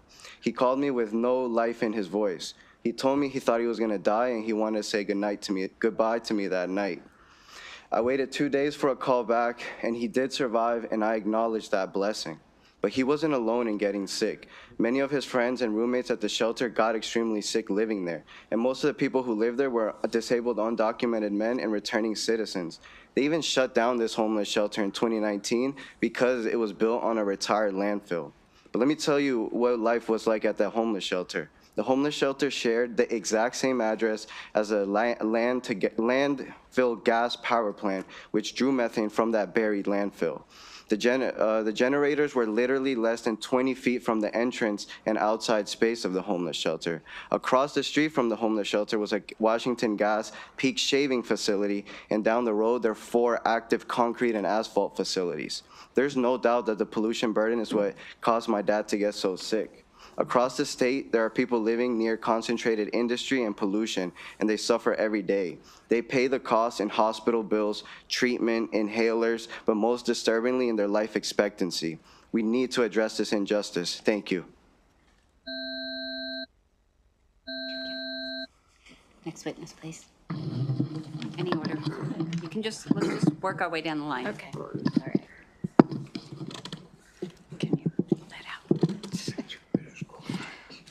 right. All right. Good afternoon, Mr. Chairman Feldman and Vice Chair and the members of the committee. I'm Marcia Wills-Karp. I'm professor of environmental health at Johns Hopkins. And I thank you for the opportunity to provide testimony in favor of the CHERISH Act on behalf of Johns Hopkins University. In light of the timing and the terrific introduction that Dr. Lamb gave, I just want to emphasize the public health gains and perhaps cost benefits of enacting the Cherish Act. So we know in Maryland that exposure to air pollutants increases the likelihood of children developing asthma, and this can be life-threatening at times. But the Maryland Department of Health reported a staggering 18.6% of children in Baltimore suffer from asthma, compared to 5 to 8% nationally. And this has to be connected with something unique of the environment. So more troubling than that, our group has shown that exposures to pregnant women of these low levels of these pollutants are associated with premature births. Prematurity is the leading cause of death in children under 5 years of age. If these infants survive, they're at greater risk of hypertension, obesity, diabetes, and stroke later in their life. But more concerning is they often experience neurodevelopment challenges and often are not living productive lives or living up to their potential. The cost of unchecked pollution is staggering. In 2019, an estimated $23 million in emergency room costs were associated with just asthma, and that's one of the many diseases associated. And 71% of these costs were borne by public funds. So that money would be saved. Yes. Thank you for your testimony, sir. Welcome. Thank you. From the beginning, I'd just like to note that Carlos Sanchez should be credited with coming up with the Cherish Act. Thank you for letting me know. All right, Carlos. And I don't Sanchez. want that to be accredited to my time. Okay, let's start you over again. My name is Michael Middleton, and I serve as Executive Director of the SB7 Coalition, representing the seven communities of Curtis Bay, Cherry Hill, Mount Winans, Westport, Lakeland, Brooklyn, and the Baltimore Peninsula. For too long, the residents of the South Baltimore have lived with consequences of environmental injustice. Our communities have faced the compounding effects of pollution from industrial facilities that have been historically and disproportionately sited in our neighborhoods. The cumulative impact of these polluting sources has resulted in unacceptable health burdens, including elevated rates of respiratory disease, cardiovascular conditions, and cancer. Entire communities have been displaced because there was never been a law like the Cherish Act. At SB7, we have demonstrated what is possible when communities have a seat at the table and are empowered to shape development in a way that reduces harm and shares benefits. The Baltimore Peninsula Project is proof of this concept. It is a model of collaborative problem solving where the success of a development is directly shared with the neighboring communities. The Cherish Act is about fairness, accountability, and ensuring that environmental justice communities have a voice in decisions that directly impact their health and future. Community governance and direct on-the-ground accountability are critical to making sure that promises made are promises kept. We cannot afford to continue the cycle of pollution and displacement. Our communities deserve better, and this bill was a crucial step toward a long overdue protections. I urge you to support Senate Bill 978 and stand with the residents of South Baltimore in the fight for environmental justice. Thank you, Mr. Middleton. Thank you for your leadership. Ms. Rare. Good afternoon, Vice Chair Kagan and members of the committee. Rebecca Rear, Director of Climate Policy and Justice for Maryland LCV. SB 978, the Cherish Our Communities Act, is a Maryland LCV priority and environmental community priority. The coalition working on the bill is in active conversations with MDE about the processes in the bill and the fiscal note. MDE's letter details the importance of environmental justice to the agency and supports the concept in the bill. You might hear from opposition about permit renewals. It is important that renewal permits be covered. That's the only way to address existing pollution sources in overburdened communities. The intent of this bill is to treat renewals differently than new permits, and we are working with the sponsors on clarifying language. The bill also should only apply for communities with an EJ score of 75 or above and immediately surrounding areas. In closing, I also wanted to point you to several letters from Chispa, Maryland promotoras in our written testimony.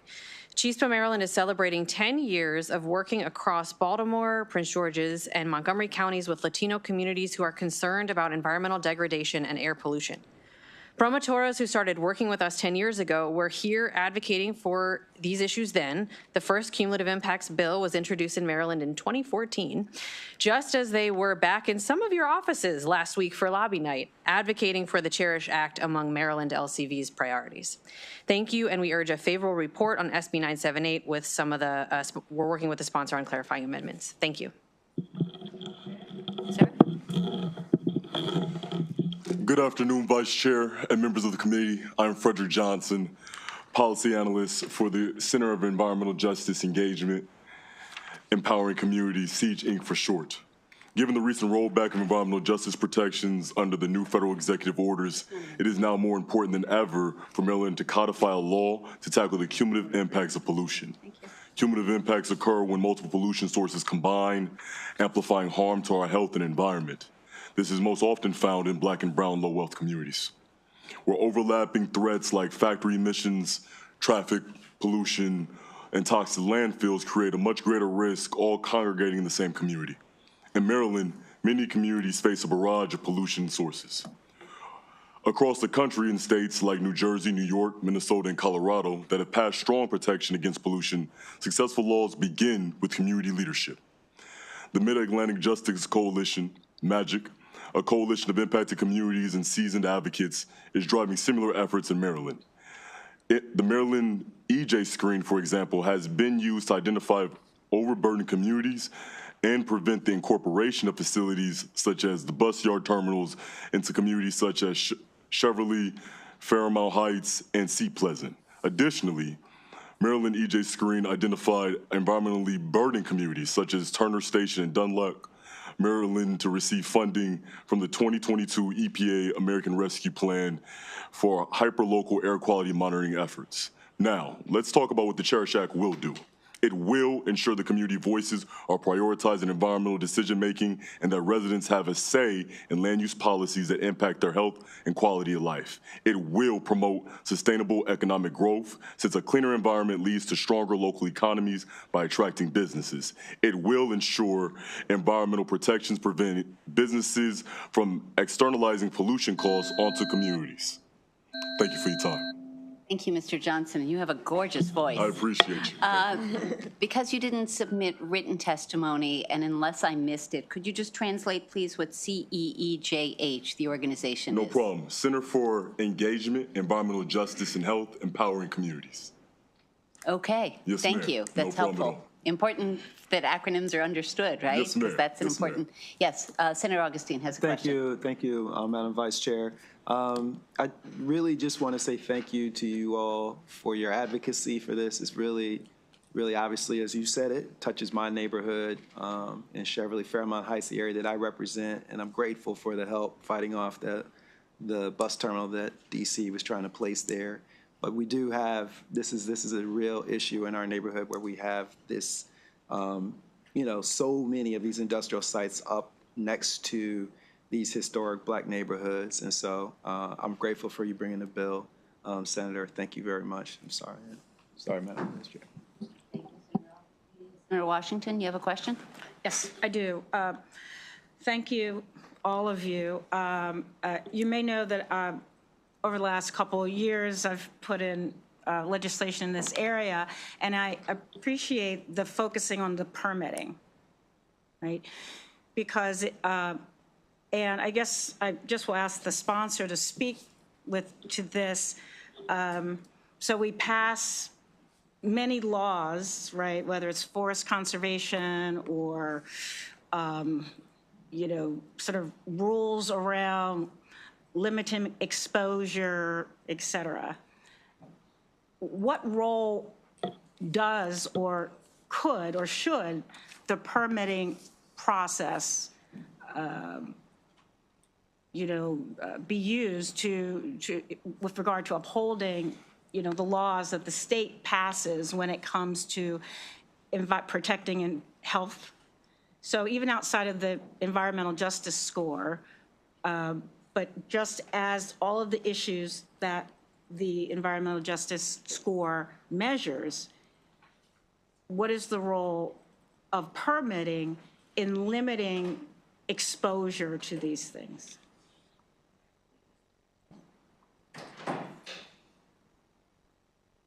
All right, thank you. Instructed not to touch the button. So it's a very good question. I think the state has historically had a role in this through the permitting process, right? And so, and I think we've recognized as a state the need to have permitting for these types of facilities as they're being established and as they're being created and put up.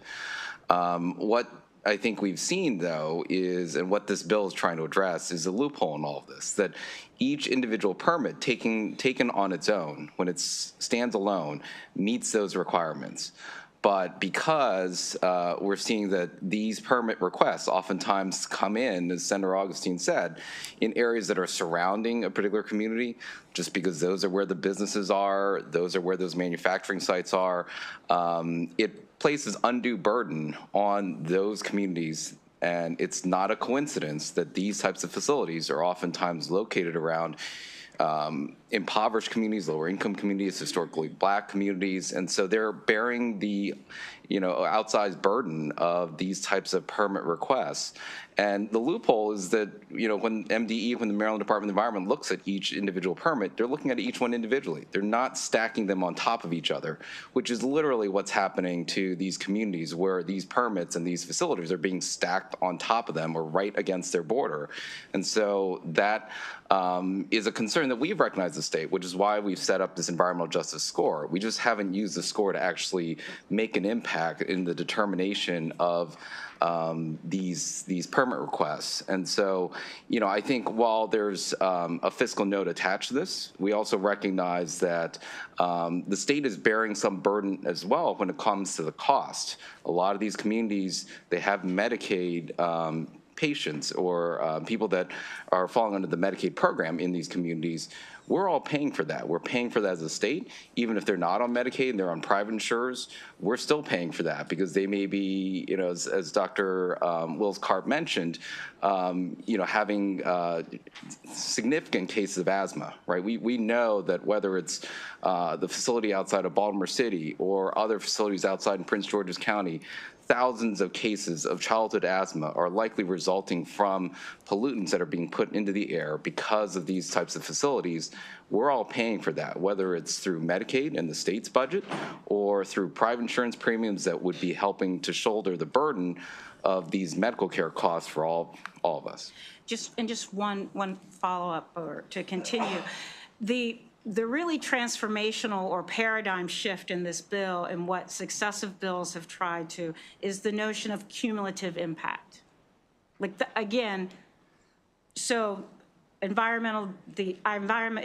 correct? And the environmental justice score is just one way to identify areas where there's cumulative impact.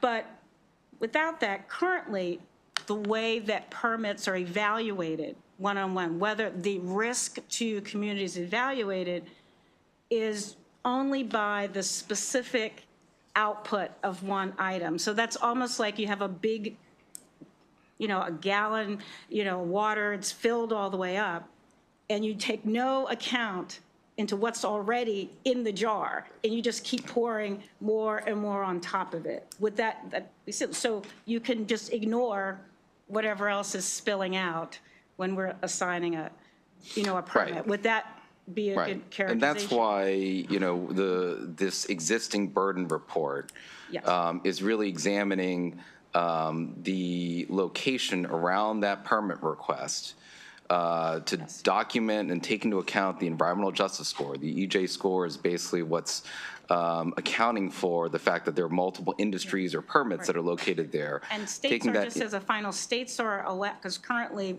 it's sort of EPA or, so states are allowed to do additional. The states are allowed to take another look, you know, have existing, and none of this is outright banning any development. It's saying when you're considering a new permit, a new source of pollution, that recognizing that it's another impact on health. So again, at its, right, at the its state base, has that's what the state has a doing. responsibility to issue these permits, but we also have the ability to set in place the rules and the ground game of what the So it's Maryland within our Department of the Environment can take into account to give when that determining authority these to MDE. Thank you, Madam Chair.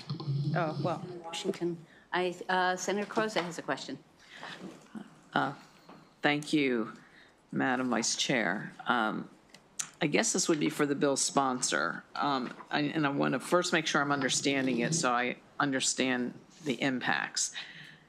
As I understand Senate Bill 978, it would require applicants of at least 22 different permits to submit an environmental impact analysis if their project has increased potential for adverse community, environmental, and public health impact.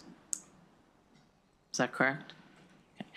And as I also understand it, this, under this proposed bill, that the CAFOs, the concentrated animal feeding operation permits, would be covered under this. Is that correct? Yes. Okay. I also understand that some questions about the legality of requiring evaluations and stipulations outside of those previously established by the Maryland Department of the Environment and the Environmental Protection Agency, that this is going now beyond what's already legally required. Is that correct?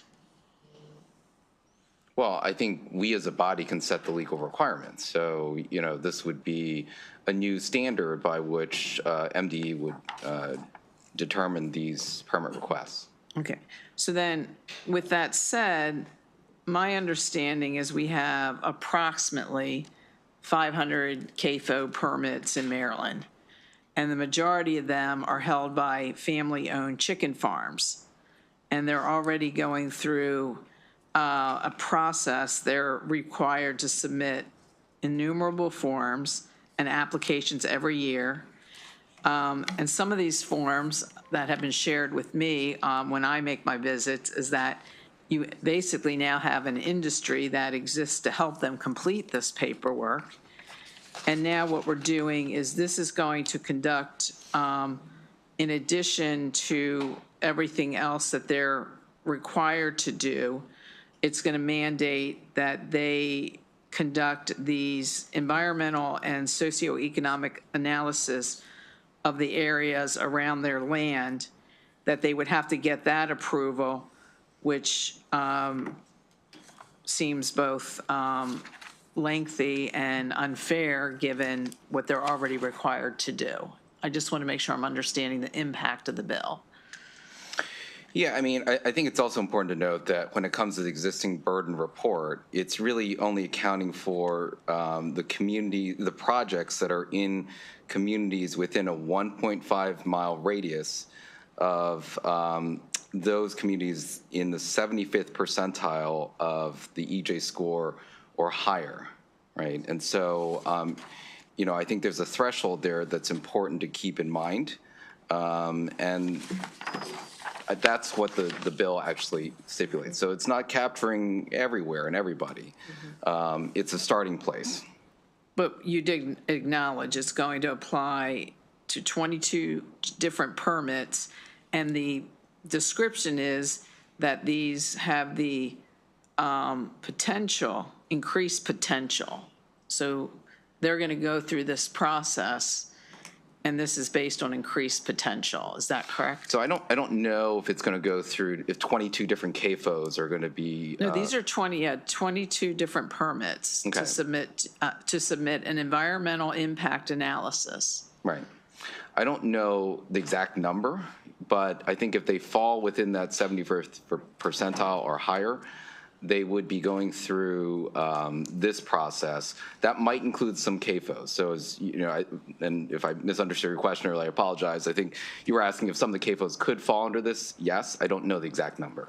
Yeah, I mean, my understanding is that not only do the CAFOs fall under it, but most of those CAFOs are family-owned that are already going through this kind of burdensome process where they are seeking assistance to even get through the process they're currently required to do. So one response to that, because I'm familiar with CAFOs, having been on this committee before and also had legislation that dealt with CAFOs, that a lot of these CAFOs are also, I know that you cite that some of them are family-owned. No doubt some of them are family-owned and small business-owned. There are also a lot of CAFOs that are very large manufacturing sites are owned by large companies. And so, you know, I think those, while there may be only a few companies that are that large that have many of these CAFOs, whether it's dozens or hundreds of CAFOs under them, you know, I think those are the folks that are more likely to fall under the 71st percentile or higher. I think we're going to have to look into that because my understanding from the Delmarva Chicken Association is that some of these are family-owned right in the Princess Anne area. Those family-owned poultry farms are my constituents. Sure, So, certainly understand that. Yes, we can look into that more. thank you. That completes the questions for this panel. Thank you all for your time and your testimony. We now have the next batch of witnesses. These will all be favorable in person and come up and take any seat, and let's get started. Joe Vanderhorst, Natalie Exum, Christopher Heaney, Andrea Orozco, Tiffany Thompson, and David Jones. I think that should fill our seats. First person who sits down gets to start talking. And again, as I said before, you get up to 2 minutes. You don't need to take the whole time, and please, please don't repeat.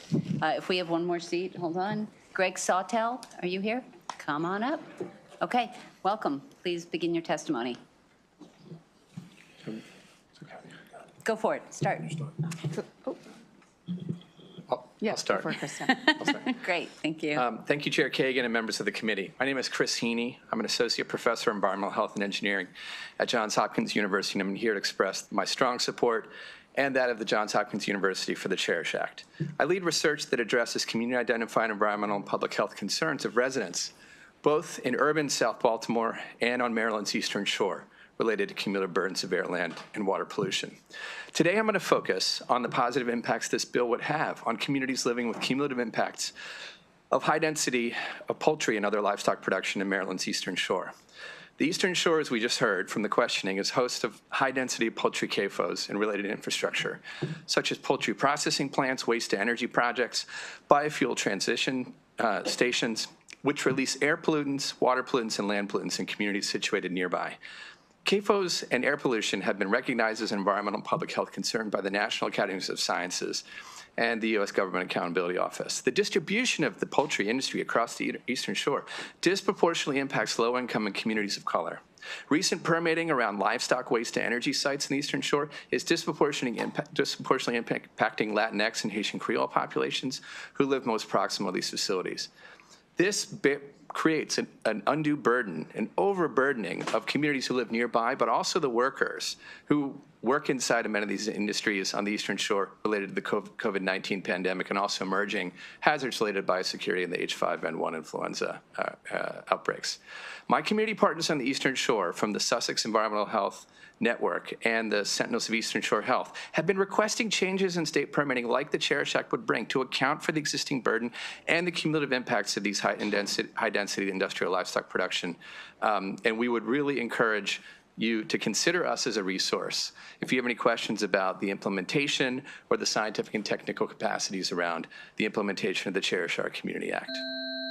Thank you. Thank you, Mr. Heaney, and thanks for all that you guys do. Go ahead, sir. Welcome. How you doing? My name is David Jones. I've been a member of the Curtis Bay community for over 35 years. I'm also on the association board and an advocate for industrial pollution in my community. First, I'd like to lead off with that my community is the most inundated community of pollution in the whole country. Most people forget that, and they fail to realize what that means to people like me that live in the community. What it means is that I have people in my family that have died of cancer, that we don't have scientific backing saying that it happened, but we knew it happened. For instance, recently there was a community-led scientific study to show pollution in the community with Johns Hopkins and other people. All they did was confirm what we already knew, is that these things were in our community and they were doing harm to us.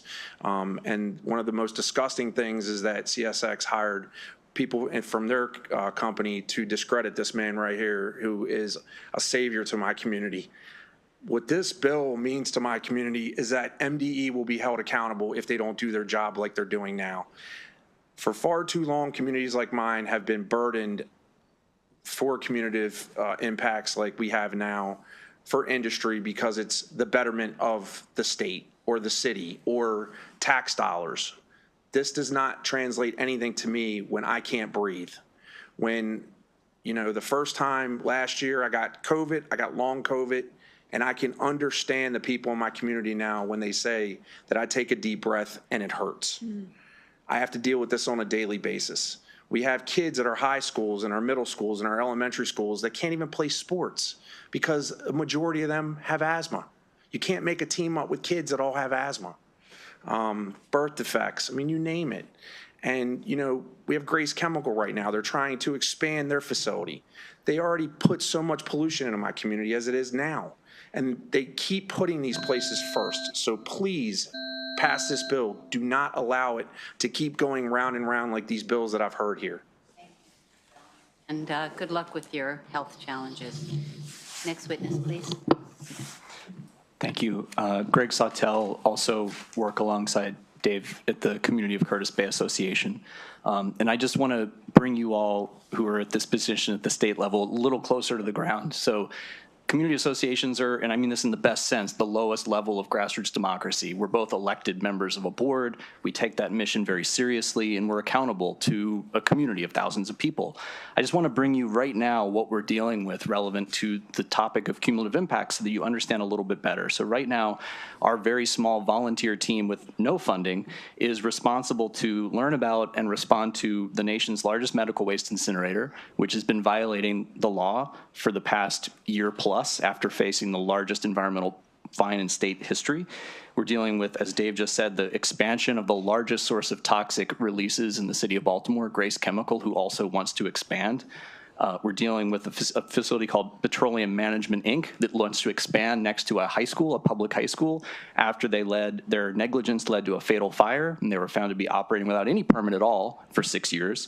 We're dealing with CSX Coal Terminal, which transports billions of dollars of coal next to a rec center, a city rec center. They want to expand or they want to renew without any additional pollution controls. And that's just 4 out of over 70 facilities that we're dealing with.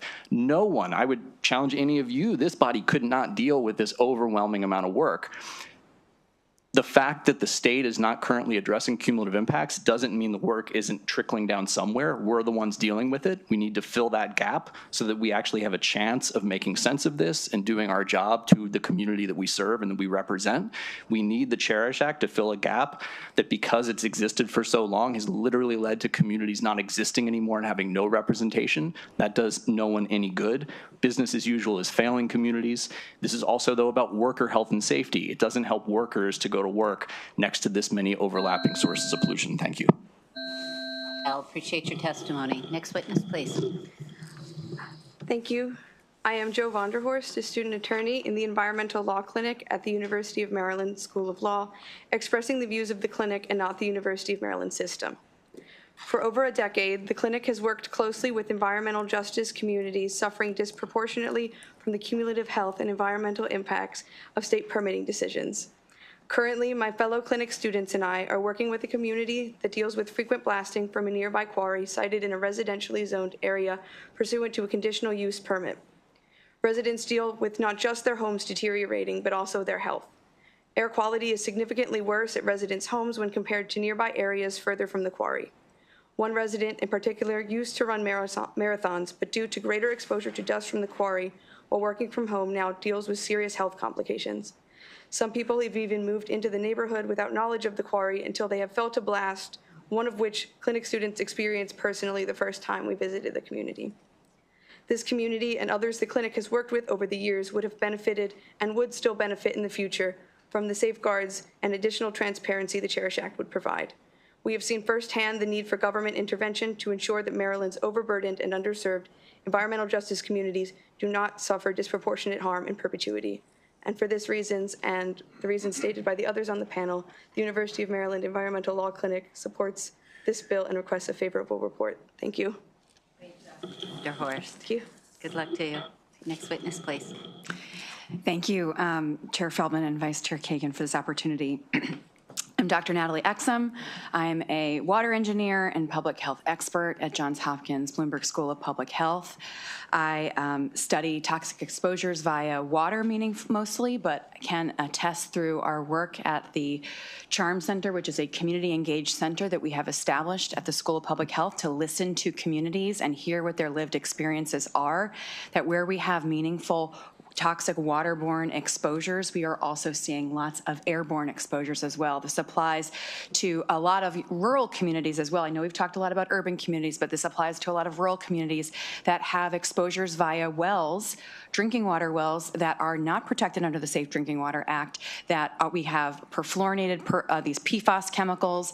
There's lots of other exposures on the Eastern Shore from runoff and such. So this bill would meaningfully improve the health of many Marylanders across the state. And, I know that we're using the 75th percentile, but there are many different colors of people in all of these communities and stripes. And I just think that we need to take an all Marylander view to this, because it will, reducing these exposures and these cumulative exposures will meaningfully improve health. So thank you. Thank you, Dr. Exum. Final witness on this panel. Vice Chair and members of the committee, my name is Andrea Orozco, and I am the advocacy lead at Interfaith Power and Light DMV. Interfaith Power and Light DMV is a grassroots organization working with over 1,200 congregations across the state and thousands more individuals. We work to support these communities and people of faith as they live in their values to care for our common home and our most vulnerable neighbors. We believe that we all deserve to live and worship in healthy communities, and for this reason, we are here to urge a favorable report on SB 978. Thank you. And your testimony, Ms. Roscoe. I see no questions for this panel. We are glad you were here. Thank you for the work that you're doing. Next panel. Let's see, do we have Tiffany Thompson? Is Ms. Thompson here? Oh, she is both, she signed up both virtually and here. Okay, never mind. Angela Schoenfeld. The witty Carlos Sanchez, and Fatima Wahid, Tyler Huff. Wait. Yep, not Tyler, not yet. Fatima Wahid, Carlos, and, okay. Yep, yes. Mr. Wahid, you can come up and join us. You will be last on this because you're favorable with amendment. The others are straight favorable.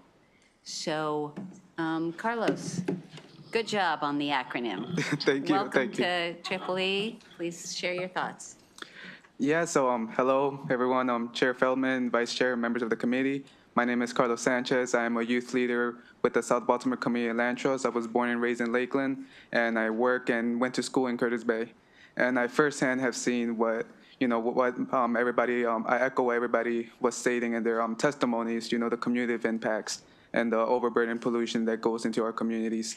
And, I can use my entire 2 minutes of just addressing the list one by one on how many industries and the proximity they are to each other, but unfortunately, I wouldn't have enough time to do that. But, this is the work that a lot of students are doing is, one by one trying to address these cumulative impacts. And, if we address them one by one, like we've done previously, it just will be too much for anybody to bear. And, that's what led to back in back a lot of years before I even got involved in 2019, was a group of students from the local high school to shut down an incinerator, because they had to take that stand because there was no law that was protecting them of what there was two facilities already there and all the other pollutants that were in the area, and they at that moment they believed that there was going to be some sort of protective law or something that wasn't going to allow it to happen. Unfortunately, there wasn't, and that's why this Cherish Act is really important, and we urge a favorable vote to address those community impacts that communities are dealing with. Thank you. Thank you, Mr. Sanchez. Before we go to Mr. Waheed, I just want to call again Angela Schoenfeld, if you're in the room. Moving on, Mr. Waheed, welcome. And you're favorable with an amendment, so tell us what you think should change. Thank you. I'll just add a few more facts to what I have already stated. And one of those is that the standards we developed based on the methodologies have become national standards just in the last 5 years. And also the previous record is just as outstanding because of this open collaboration.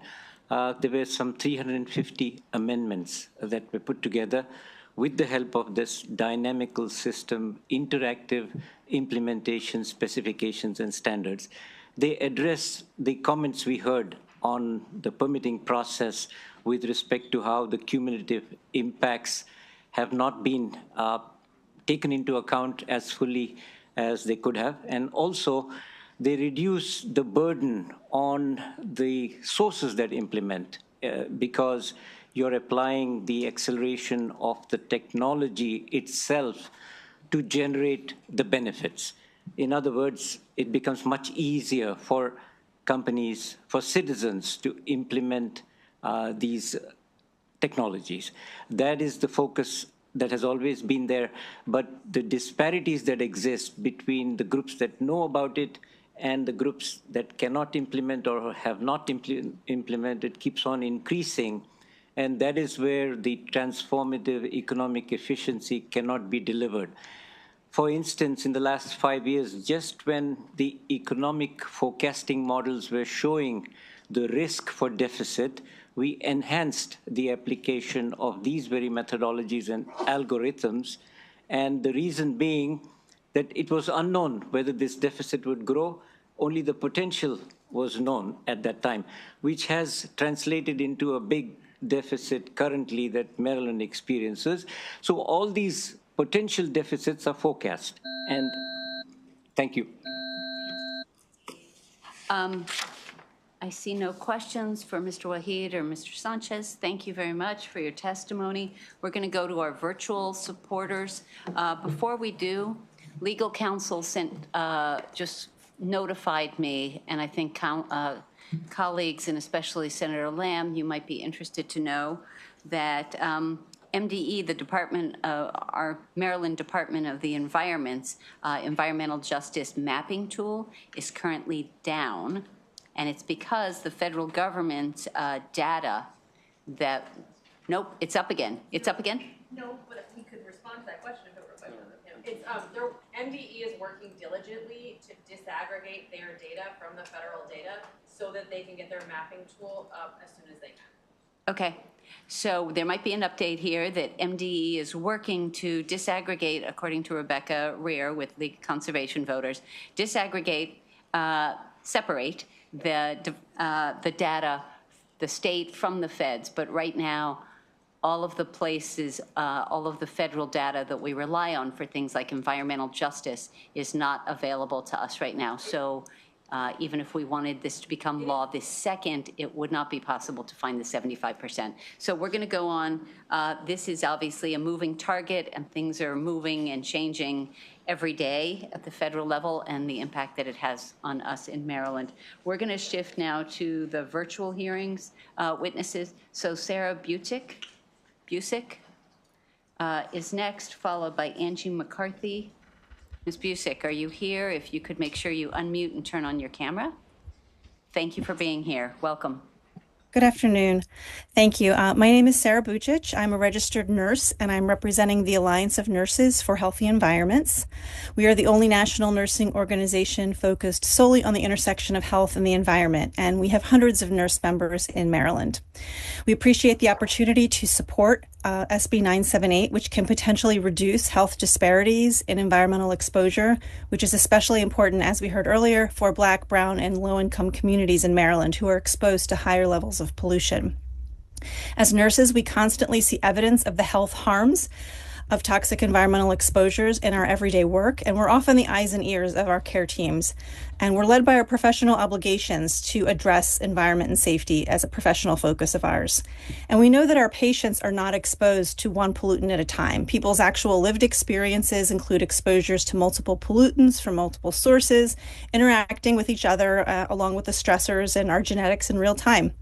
And while our organization applauds steps taken in recent years at the federal level on cumulative impacts, we know that there's still tons of chemicals which have long known to be dangerous, such as lead, ethylene oxide, vinyl chloride, and they remain in use, harming our patients and communities.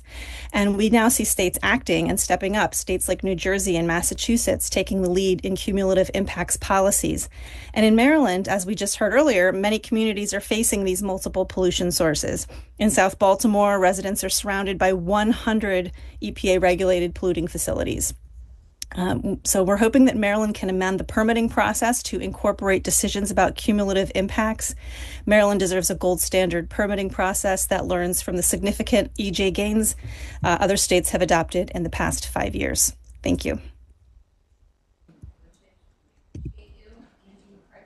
Next with Nature Forward.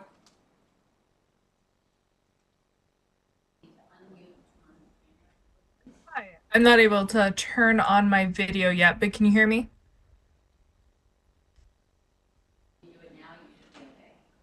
Hi. Can you hear me? Okay, perfect. Thank you so much, Vice Chair Kagan and the rest of EEE. I'm Angie McCarthy, and I'm the Maryland Conservation Advocate at Nature Forward, and I'm here on behalf of our 30,000 members to support Cherish.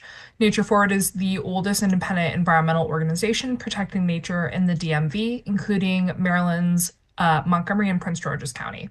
My full written testimony is part of the packet, but I hope even with Senator Kagan's caveat on the environmental justice data being down, that we continue to know that the issue is still present and still needs our attention.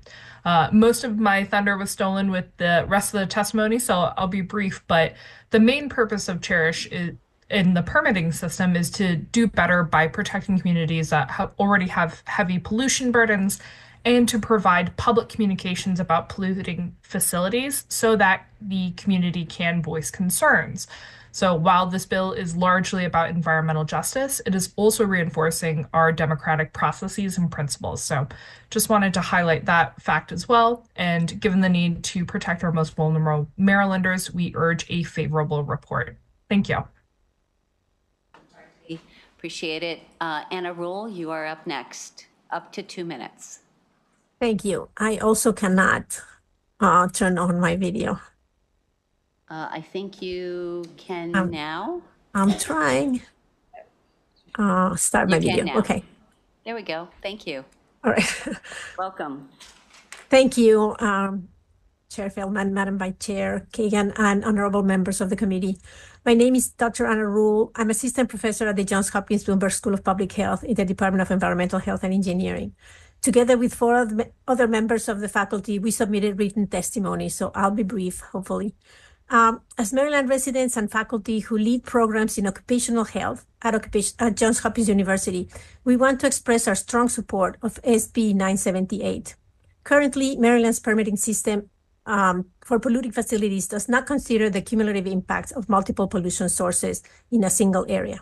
This oversight has led to a concentration of polluting facilities in historically marginalized communities, resulting in increased exposure to harmful toxicants, as we just heard.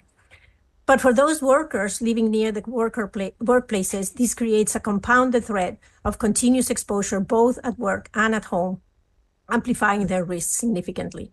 We believe the Cherish Act offers significant economic and social benefits that support well-being, One, by encouraging cleaner industries and technologies, the Act can stimulate green job growth in affected communities, potentially creating safer and healthier job opportunities.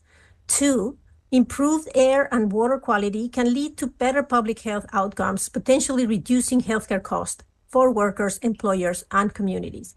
And three, the Act's provisions of community benefit agreements can lead to investment in local infrastructure and services, contributing to overall community improvement and potentially enhancing worker conditions. Some will argue that this legislation could hinder economic development. However, we believe that by promoting cleaner industries and technologies, SB 978, the CHERISH Act, will drive innovation and create new economic opportunities. We urge you to give SB 978 a favorable vote. Thank you for your consideration. Thank you very much, Dr. Rule. Next up is Nirupama Pucha. Yes, I'm here and trying to start my video. Oh, here we go. All right. We see you. Welcome. Great, thank you. Thank you, chairs and members of the committee for the opportunity to speak in favor of this bill. My name is Niru Pucha. I'm an associate professor of medicine at Johns Hopkins. I'm a pulmonary physician providing care to residents of Baltimore City and surrounding communities, and I strongly support this legislation. The health effects of pollution have been well studied. We don't have to debate that. And we know air pollution causes acute and chronic respiratory disease in people of all ages. Not only does pollution cause asthma and respiratory disease, it is very clear that people with existing disease such as asthma and COPD, patients that I treat on a daily basis, are very sensitive to the effects of pollution in adverse environments. Communities, individuals, and workers living near sources of pollution, such as industrial sources, are disproportionately affected. Not only is pollution from sources such as industry causing disease, such as asthma and COPD, as referenced by Dr. Wills Karp and Dr. Lamb, it is equally to blame for flare-ups and repeated hospitalizations due to the disease. It's hard to describe it, but it is a very vicious cycle and pattern that has a major negative impact on the health of citizens in the region. Those who work in hospitals like me see patients who present in extremis, who cannot breathe, struggle to breathe to the hospitals in the regions. Hospitalizations, as we all know, have a major human cost and a substantial financial burden. The residents of Baltimore and Maryland living near industrial sources of pollution feel these costs every day because of the air they breathe and the environments in which they live and work. It is clear that industry contributes substantially to these adverse environments. We still have a lot of work ahead of us to improve respiratory health in Maryland. However, this legislation is one positive step in the right direction, and I strongly support the CHERISH Act. Thank you. I understand that Tiffany Thompson has now joined us. Yes, thank you. Okay, Ms. Thompson, if you could turn on your video, that'd be great. Oh, wow. Okay. What?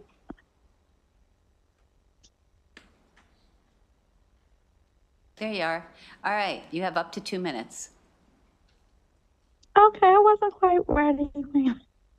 Oh, gosh.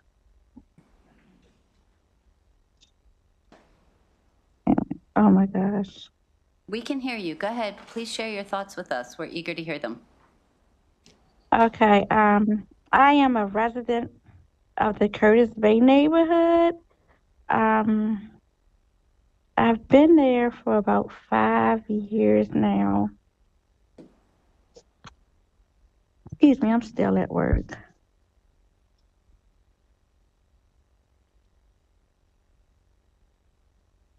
Can you skip me and come back? I'm sorry.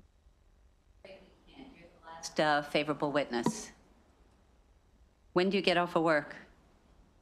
I'll be leaving in about 5 minutes. Yeah, unlikely. No promises. Let's see how we do. All right, we're Okay, shifting thank to you. our unfavorable witnesses. Let's see, we have Karen Sonor. If you want to come up here. Oh, that's virtual. No, sorry. In person, Tyler Huff, Alex Andelman, and Tom Ballantyne. I saw Tom here. You can come on up to the table, and then we'll have one virtual witness. I don't see, let's see, is Tyler Huff gone? Okay. Mr. Andelsman, why don't you begin? Good afternoon, Mr. And I'm going to, sorry, before you start, I'm just going to say the exact same thing I said to the others. Please don't repeat, and you have up to 2 minutes, but we want to hear your testimony. Thank you. Perfect. Good afternoon, Mr. Chair, Madam Vice Chair, members of the committee. My name is Alex Andelsman, and I'm here on behalf of the Maryland Building Industry Association. Our read on this bill is that it will require our members to assign an EJ score to any construction discharge permit. This permit is required for any site over 1 acre, so this bill will apply to almost all projects. We question whether the state has enough resources to implement public participation in almost every project in the state. MDE will have expanded oversight on projects that were not previously subjected to it, which will make the building process longer and more difficult for permits that go through the department. The state of Maryland is already in an energy crisis, with bills rising fast for people living in the state. The new requirements proposed in the bill will only make energy bills increase even higher and make it more difficult to develop new energy infrastructure. Maryland is also currently experiencing a housing shortage, and we are concerned that the proposed regulations will make housing more difficult to build in the state. Thank you. Ballantyne. Good afternoon, Chair Feldman, Vice Chair Kagan, members of the committee. My name is Tom Ballantyne with NAOP Maryland. We're a commercial real estate trade association here in opposition to Senate Bill 9878. We have concerns about the scope of the bill. I believe it applies to intense activities as well as minor air and water permits that are related to commercial, residential, and mixed-use real estate.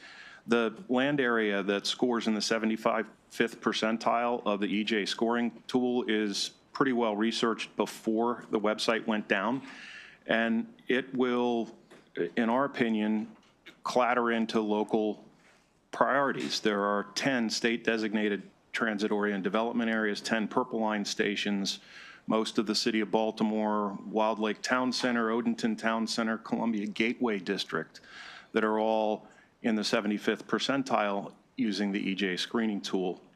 So that raises concerns about inconsistencies and over-reliance on the tool as a way to direct regulatory requirements. The bill doesn't indicate how MDE would evaluate whether a project, quote, contributes to an increased potential for adverse environmental or health impacts, or how the agency would make determinations about permit approval or conditions. We believe that one of the things that's missing from this process is doing a better evaluation at the zoning level rather than entering these questions into the record at the permit level. There were, in a previous year, amendments that took some of the minor development-related permits out of cumulative impact legislation that potentially could work in this case if you were so inclined. But short of that, we are here in opposition, and we appreciate your attention. Thank you. Are there questions for the opposing witnesses? And the virtual witness is not available, is not here. I see no lights on. Let me just flag, colleagues, there are many other proponents and many other opponents whose testimony is in our computer. This is an important bill, and let's make sure that we are reviewing the testimony that has been thoughtfully submitted. So thank you both for being here. Thank you, Senator Lamb, for staying with us. And that completes the testimony on this bill. And I hand the mic back to the chair. Okay, well, with that, that concludes our bill hearings for today. I want to thank everybody. We got out at a reasonable time. And so on that note, the bill hearings today and our work for today is complete.